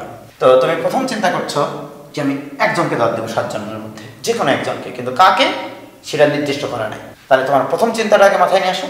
প্রথম চিন্তা হচ্ছে তুমি এই 7 জনের মধ্যে থেকে যে কোনো একজনকে বাছাই করবা, তার মানে একজনকে দাওয়াত দেওয়া হলো। এবারে তোমার চিন্তা আসলো যে না, আমার আরেকটু সামর্থ্য আছে, আমি 2 জনকে দাওয়াত দেবো, 7C2 সংখ্যক। তুমি বললা যে না, আমি 3 জনকে দাওয়াত দেবো, তাহলে 7C3 সংখ্যক। তুমি বললা যে না, আমি 4 জনকে বাছাই করবো, 7C4। এইভাবে করতে করতে তুমি সর্বোচ্চ কতজনকে দাওয়াত দিতে পারো? 7 জনকে। তার কারণ তোমার সর্বোচ্চ 7 জন বন্ধু আছে, তাই সর্বোচ্চ 7 জনকে দাওয়াত দেওয়া যায় 7C7 হবে। এই করার যোগফলই অ্যান্সার। এই জিনিসটাকে আরো কত সুন্দরভাবে উপস্থাপন করা যায় লক্ষ্য করো। তোমরা মনে হয় দ্বিপদী উপপাদ্যে ইন্টারমিডিয়েট শিখেছিল এরকম একটা প্রবলেম, যে 1 + x⁴n এর একটা সূত্র ছিল। সূত্রটা ছিল এরকম যে 1 + nc1 × x + nc2 × x² + nc3 × x³ plus এভাবে চলতে চলতে ncn × x⁴n। এই সূত্রটা তোমরা শিখেছিলে। মজার ঘটনা হচ্ছে, আমি যদি এখানে উভয় পক্ষে x এর জায়গায় 1 বসিয়ে দিই, সে x = 1, যেহেতু এই দুটা পক্ষ সমান, এগুলোকে বলা হয় অভেদ। দুটা পক্ষ যদি সমান হয়, x এর যে কোনো মানের জন্য যদি সত্য হয়, সেটাকে বলা হয় অভেদ। তাহলে লক্ষ্য করো, আমি x এর মান যদি এখানে 1 বসাই, 1 + 1 মানে 2, তাহলে 2⁴n, this = 1 + nc1 + nc2 + nc3 ++++ ncn। তাহলে আমি যদি এখন বের করতে চাই এইটুকুর মান, that means nc1 + nc2 + nc3 এভাবে চলতে চলতে ncn, দিস ইকুয়াল টু কি হবে? 2⁴n - 1। অসাধারণ একটা জিনিস, মানে স্বরীয়যুক্ত সাধারণ আর কি, সাধারণ কিন্তু স্বরীয়যুক্ত। এখানে আসলে কি করা হয়েছে দেখো, আমি আসলে এখানে যে কাজটা করেছি n সংখ্যক বন্ধু থেকে একজন বন্ধুকে দাওয়াত করেছি, অথবা দুইজন বন্ধুকে দাওয়াত করেছি, অথবা তিনজন বন্ধুকে দাওয়াত করেছি, অথবা n জন বন্ধুকে দাওয়াত করেছি। রেজাল্টটা কি এসছে 2 to the power n minus 1। লক্ষ্য করে দেখো এখানে NC1 থেকে শুরু করে NCn পর্যন্ত থাকলে অ্যান্সার কত আসলো 2 to the power n minus 1। তাহলে এখানে কি আছে 7C1 থেকে শুরু করে 7C7 পর্যন্ত আছে, এর অ্যান্সার আসা উচিত এরকম 2 টু দি পাওয়ার 7 মাইনাস 1। এবারে তোমরাই বলো ক্যালকুলেটরে তুমি এই 7টা জিনিস ইনপুট দিয়ে যোগ করে বের করবা নাকি 2 টু দি পাওয়ার 7 মাইনাস 1 বের করা তোমার সুবিধাজনক? সুবিধাজনক হচ্ছে 2 to the power 7 minus 1। 128 minus 1 equal to 127 ভাবে তুমি এক বা একাধিক বন্ধুকে দাওয়াত করতে পারো। তাহলে আরো সারমর্ম দাঁড়ালে এরকম, আমি এটাকে আরো সুন্দরভাবে উপস্থাপন করার চেষ্টা করি যে একজন লোকের 7 জন বন্ধু আছে, সে এক বা একাধিক বন্ধুকে কতভাবে দাওয়াত করতে পারে। আমি এটা বলি এরকম ভাবে, এক বা একাধিক জিনিস বাছাই করার উপায় মানে প্রদত্ত জিনিসগুলো যদি ভিন্ন ভিন্ন হয়, এই যে 7 জন বন্ধু এরা কিন্তু ভিন্ন ভিন্ন, যদি ভিন্ন ভিন্ন হয় তাহলে যদি বলে এক বা একাধিক জিনিস বাছাই করার উপায়, তাহলে আমি লিখি এইভাবে, এক বা একাধিক জিনিস বাছাই করার উপায় সমান সমান p two the power q minus 1। এখন বলবো এটা আবার কি, what is p, what is q? এটার ব্যাখ্যা হচ্ছে p মানে হচ্ছে একটি জিনিসের ক্ষেত্রে মোট সম্ভাব্য ঘটনা, আর q মানে কি জানো, মোট জিনিসের সংখ্যা। মোট জিনিসের সংখ্যা। ও অসাধারণ একটা জিনিস, চিন্তা করে দেখো তোমার 7 জন বন্ধু আছে, তাহলে আমি সূত্রটা কি লিখেছি, এক বা একাধিক বন্ধুকে দাওয়াত দেওয়ার উপায় হবে p two the power q minus 1। p এর পরিচয় কি, একজন বন্ধুর ক্ষেত্রে মোট সম্ভাব্য ঘটনা। এবারে বলো একজন বন্ধুর ক্ষেত্রে মোট সম্ভাব্য ঘটনা কি কি হতে পারে? তুমি তাকে দাওয়াত দিতেও পারো, নাও পারো, তাহলে কয়টা ঘটনা? 2টা ঘটনা। দ্যাট মিনস p এর মানে এখানে 2, আর q মানে কি, মোট জিনিসের সংখ্যা। তোমার জিনিস মানে এখানে কি 7 জন বন্ধু, দ্যাট মিনস q এর মান 7। তাহলে অ্যান্সারটা কি আসবে, এই সূত্রে বসালে অ্যান্সার হবে 2 টু দি পাওয়ার 7 মাইনাস 1। এই ক্ষুদ্র চিন্তাটা করলেই হবে, এত বড় চিন্তা করারও কোনো প্রয়োজন নাই, কিন্তু এটা বেসিক, এটাই মূল বেসিক। এবার আসো আমি এই কাজটা কেন করালাম জানো, তোমাদের বইয়ে একটা প্রবলেম ছিল এরকম যে বিকল্প সহ 8টি প্রশ্ন হতে এক বা একাধিক প্রশ্ন কতভাবে অ্যান্সার করা যেতে পারে। বিকল্প সহ মানে কি, চিন্তা করো, এই যে এখানে মনে করো প্রথমে একটা প্রবলেম আছে, এর অথবাতে আরেকটা প্রবলেম আছে, এরকম ভাবে 2 নম্বরে প্রথমে একটা প্রশ্ন আছে, অথবাতে আরেকটা প্রশ্ন আছে, বাট এরকম ভাবে 3, 4, 5 এভাবে 8টা প্রশ্ন আছে। আমার প্রশ্ন ছিল কি, এই প্রশ্নগুলোর এক বা একাধিক প্রশ্ন তোমাকে বাছাই করতে হবে। আমার এই প্রশ্নটাও কিন্তু এক বা একাধিক বন্ধুকেই। তাহলে চিন্তা করো আমি যে সূত্রটা লিখেছি যে p two the power q minus 1, p two the power q minus 1, p এর পরিচয় কি, একটা জিনিসের ক্ষেত্রে মোট সম্ভাব্য ঘটনা। চিন্তা করে দেখো এখানে এই একটা প্রশ্নের জন্য তুমি কি কি ঘটনা ঘটাতে পারো। তুমি অপশন নিতে পারো, আমি প্রথমটা অ্যান্সার করব, তখন মনে করলা যে না এটা একটু কঠিন প্রশ্ন, তুমি চিন্তা করলা যে দ্বিতীয়টা মানে অথবার প্রশ্ন অ্যান্সার করবা, তাহলে কয়টা অপশন হলো, 2টা। তারপরে তোমার চিন্তা আসলো ওরে বাপরে বাপ, আমাকে তো এক বা একাধিক প্রশ্ন অ্যান্সার করতে বলেছে, এই দুটাই কঠিন লাগছে, আমি 1 নম্বর প্রশ্ন অ্যান্সার করব না।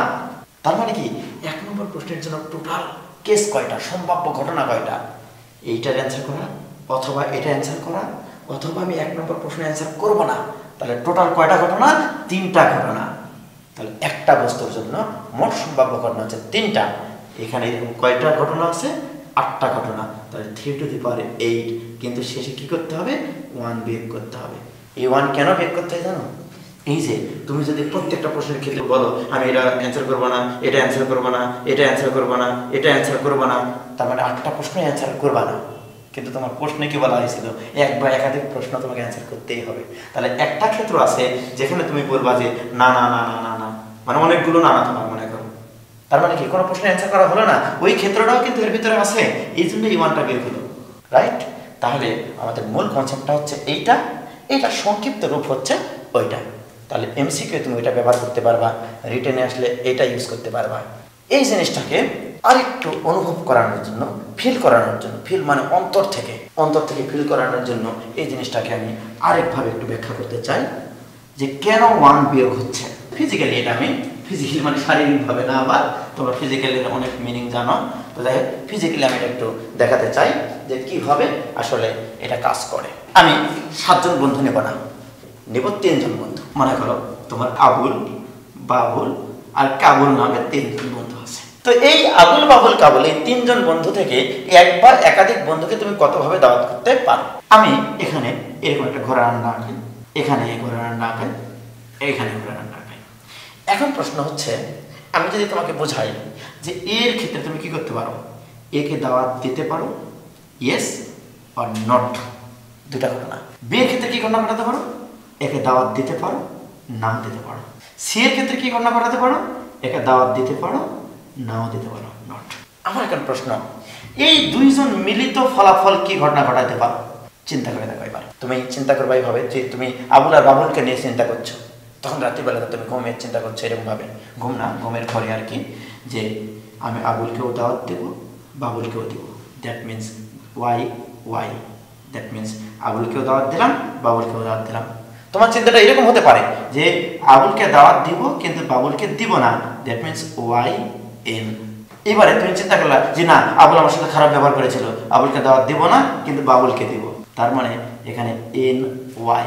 তোমার চিন্তা আরো আসতে পারে যে না এই শালার ওটা 2 জন আমার সাথে মানে খারাপ ব্যবহার করেছিল, এতে 2 জনকে কাউকে দাওয়াত দিব না, তার মানে এন এন, এই ঘটনাটাও ঘটতে পারে। তাহলে চিন্তা করো এই দুটার ফলাফল হচ্ছে 4টা ঘটনা, কিন্তু তোমাকে প্রশ্নে বলা হয়েছিল এক বা একাধিক জনকে কতভাবে দাওয়াত দিতে পারো।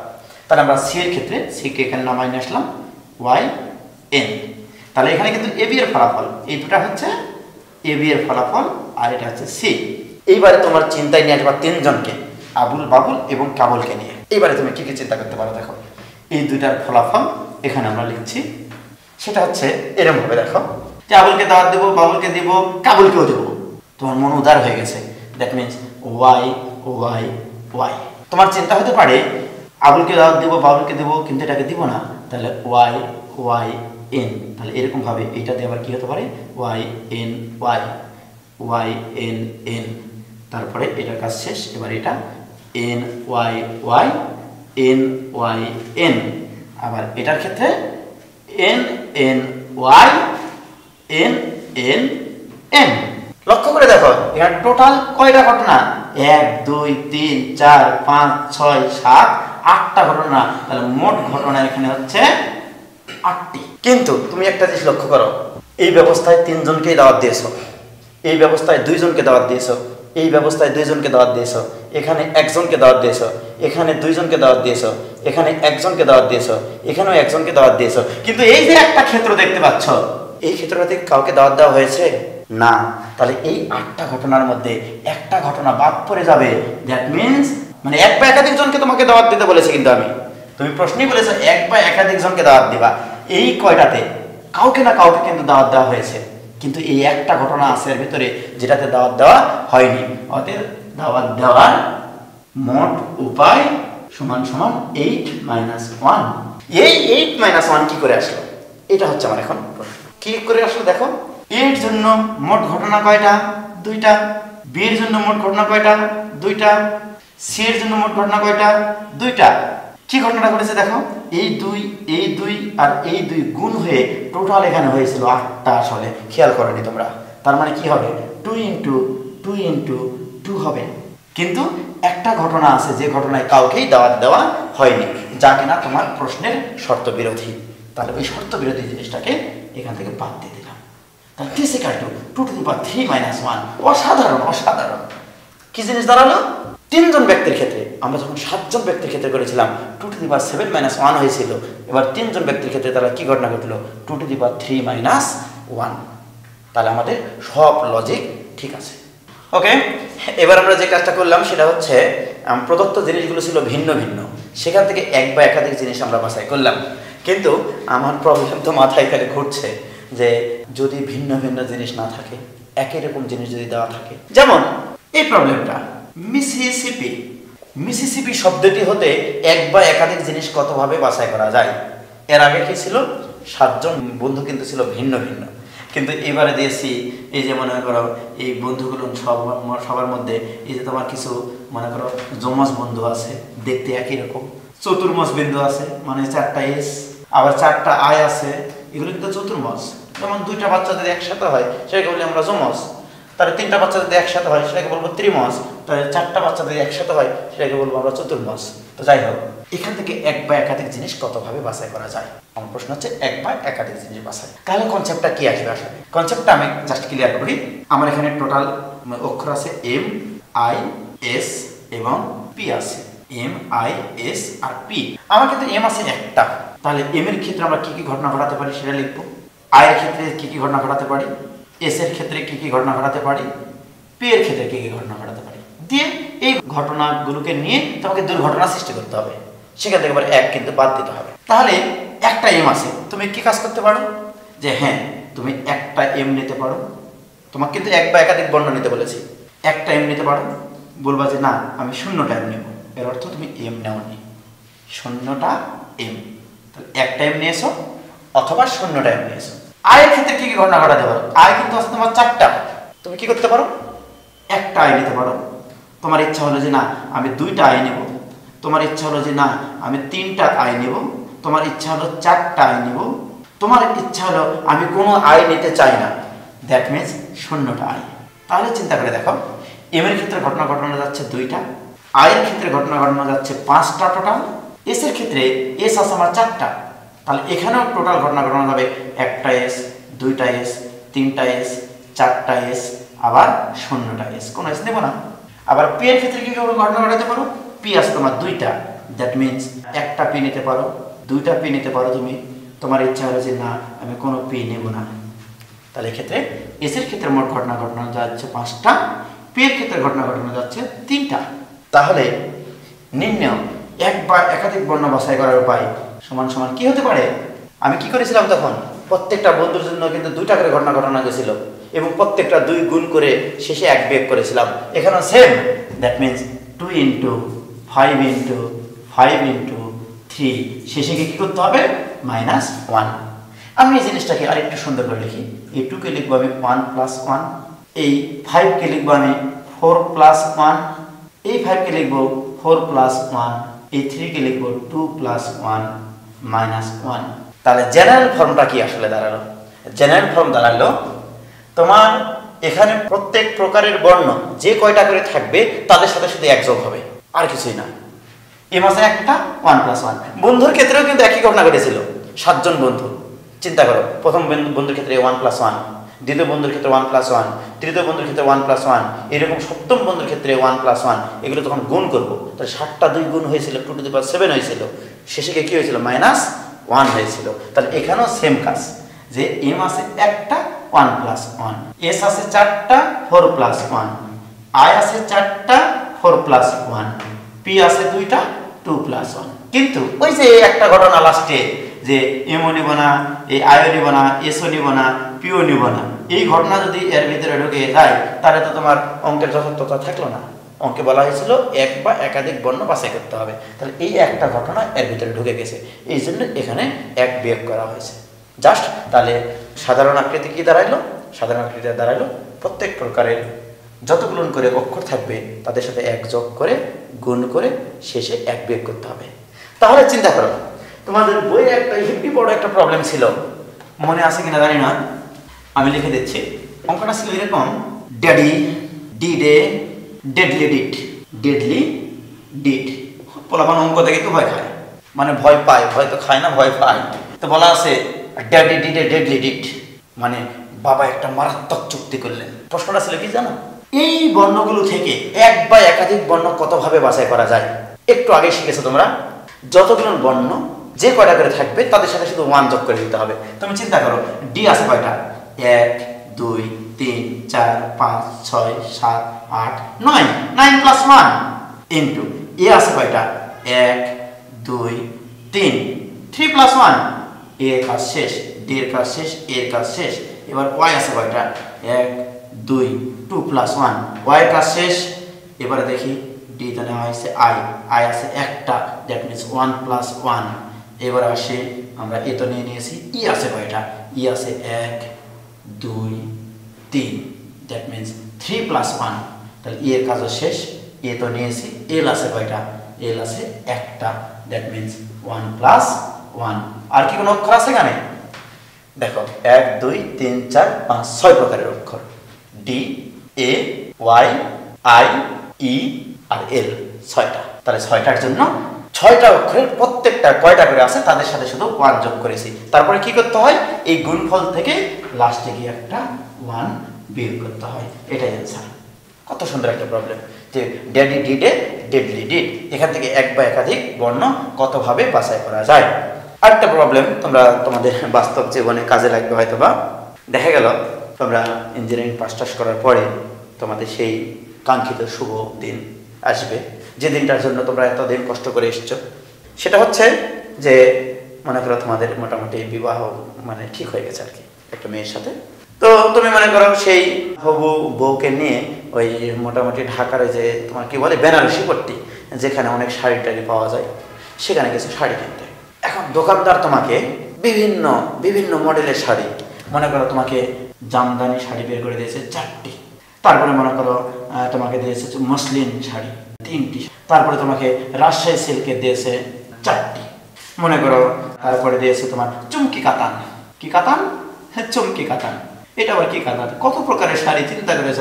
চুমকি কাতান দিয়েছে তোমাকে মনে করো 5টি শাড়ি বের করে। তারপরে তোমাকে দিয়েছে মনে করো এই জনি প্রিন্ট শাড়ি দিয়েছে 60টি। আরে পাগলা, জনি প্রিন্ট মানে যেগুলো তোমাদের বাড়িতে আশেপাশের লোকজন কাজকর্ম করে তাদের জন্য কিছু শাড়ি কিনতে হবে এই জন্য। তারপরে মনে করো তোমাকে প্রাইড শাড়ি বের করে দিয়েছে 1টি। তোমার হবু বউকে নিয়ে গেছো তুমি শাড়ি পছন্দ করতে। মেয়েরা তো জানোই যে শাড়ি দেখলেই ওদের মনে হয় কি হয়ে যায়। তখন এবার আমার প্রশ্ন, তোমার হবু বউ এই শাড়িগুলো থেকে এক বা একাধিক শাড়ি কতভাবে বাছাই করতে পারে? এক বা একাধিক শাড়ি কতভাবে বাছাই করতে পারে? একবারে সেম অঙ্ক এটার মতো। এখানে লক্ষ্য করে দেখো, ডি ছিল 9টা, 9 + 1, আর ডি একই রকম। তো জামদানি যে 4টা শাড়ি বের করে দিয়েছে, 4টা শাড়ি একই রকম। তাহলে এটার ক্ষেত্রে মোট ঘটনা হচ্ছে 4 + 1, এটার ক্ষেত্রে 3 + 1, এটার ক্ষেত্রে 4 + 1, এটার ক্ষেত্রে 5 + 1, এটার ক্ষেত্রে 7 + 1, এটার ক্ষেত্রে 1 + 1। তাহলে কি করবা? এই কটা সব কটা গুণ করবা। এগুলো সব গুণ। এই গুণফল থেকে জাস্ট 1 বিয়োগ করে দিলে যা হবে সেটাই তোমার বউয়ের শাড়ি বাছাইয়ের উপায় হয়ে যাবে। তাহলে আমরা এই ধরনের যত প্রবলেম আছে সব করতে পারবো। কিন্তু এখানে আমার একটা ছোট্ট একটা প্রবলেম রয়ে গেছে আবার। কিরকম? মনে করো একটা ঝুড়িতে কিছু আম আছে, কিছু কলা আছে, কিছু আপেল আছে, এরকম। প্রশ্ন হচ্ছে যে মনে করো এই ঝুড়িটাতে মনে করো আম আছে 5টি, কলা আছে 4টি এবং আপেল আছে 3টি। আমার প্রশ্ন হচ্ছে এক বা একাধিক ফল কতভাবে বাছাই করা যায়? তোমাদের মধ্য থেকে প্রশ্ন আসতে পারে যে এই আমগুলো একই আকৃতির, একই ব্র্যান্ডের নাকি ভিন্ন ব্র্যান্ডের। চিন্তা করো এবার। যদি একই ব্র্যান্ডের হয়, দুইটা ঘটনা ঘটতে পারে। একই ব্র্যান্ডের যদি হয়, একই ব্র্যান্ডের মানে মনে করো 5টা খুঁজলাম, মনে করো 5টাই গোপালভোগ আম এরকম, তাহলে একই ব্র্যান্ডের যদি হয় তাহলে কি ঘটনা ঘটবে? আর যদি প্রত্যেকটা ফল যদি ভিন্ন ব্র্যান্ডের হয়, ভিন্ন ব্র্যান্ডের, মনে করো 5টা আম, একটা ফজলি, একটা গোপালভোগ, একটা ল্যাংড়া, একটা খিরসাপাত আর একটা মনে করো কি বলবো হলো আর কি আরেকটা কোন একটা প্রকার হয়, তাহলে ভিন্ন ব্র্যান্ডের যদি হয় সেক্ষেত্রে কি হবে? একই ব্র্যান্ডের যদি হয় তাহলে এটার সাথে সেম, কারণ ডি ছিল এখানে 9টা একই ব্র্যান্ডের অক্ষর, তোমার এ ছিল তোমার হচ্ছে মোটামুটি 3টা একই ব্র্যান্ডের অক্ষর। তাহলে চিন্তা করো আম আছে তোমার 5টা একই ব্র্যান্ডের, তাহলে এক বা একাধিক জিনিস কোথায় বাছাই করবো? 5 + 1। কলা আছে 4টা একই ব্র্যান্ডের, মানে 4টা কলা চিনি চাম্পা, তার মানে কি 4 + 1। 3টা আপেলই একই ব্র্যান্ডের, দ্যাট মিন্স 3 + 1। লাস্টে গিয়ে কি হবে? 1 বিয়োগ হবে। প্রত্যেকটা ক্ষেত্রে তাই করছি আমরা। এবার যদি ভিন্ন ব্র্যান্ডের হয়, মনে করো 5টা আম ভিন্ন ব্র্যান্ডের, এবার কি হবে? তখন তোমার ওই বন্ধুর কথা মনে করতে হবে। 7 জন যখন ভিন্ন ভিন্ন বন্ধু ছিল তখন এক বা একাধিক জিনিসকে কতভাবে বাছাই করতা? 2 টু দি পাওয়ার মোট কয়টা জিনিস সেখান থেকে 1 বিয়োগ করতা। এটা গেল আমের ক্ষেত্রে। যদি তোমার 4টা কলা ভিন্ন ব্র্যান্ডের হয়, সাগর কলা, চিনি চাম্পা, সবরি কলা ইত্যাদি, তখন কি হবে? 2 টু দি পাওয়ার 4 - 1। আর যদি 3টা আপেলও ভিন্ন ব্র্যান্ডের হয় তাহলে বন্ধুর ক্ষেত্রে কি হয়েছিল? যা হয়েছিল এখানেও তাই করবে, 2 টু দি পাওয়ার 3 - 1। এটাই অ্যান্সার।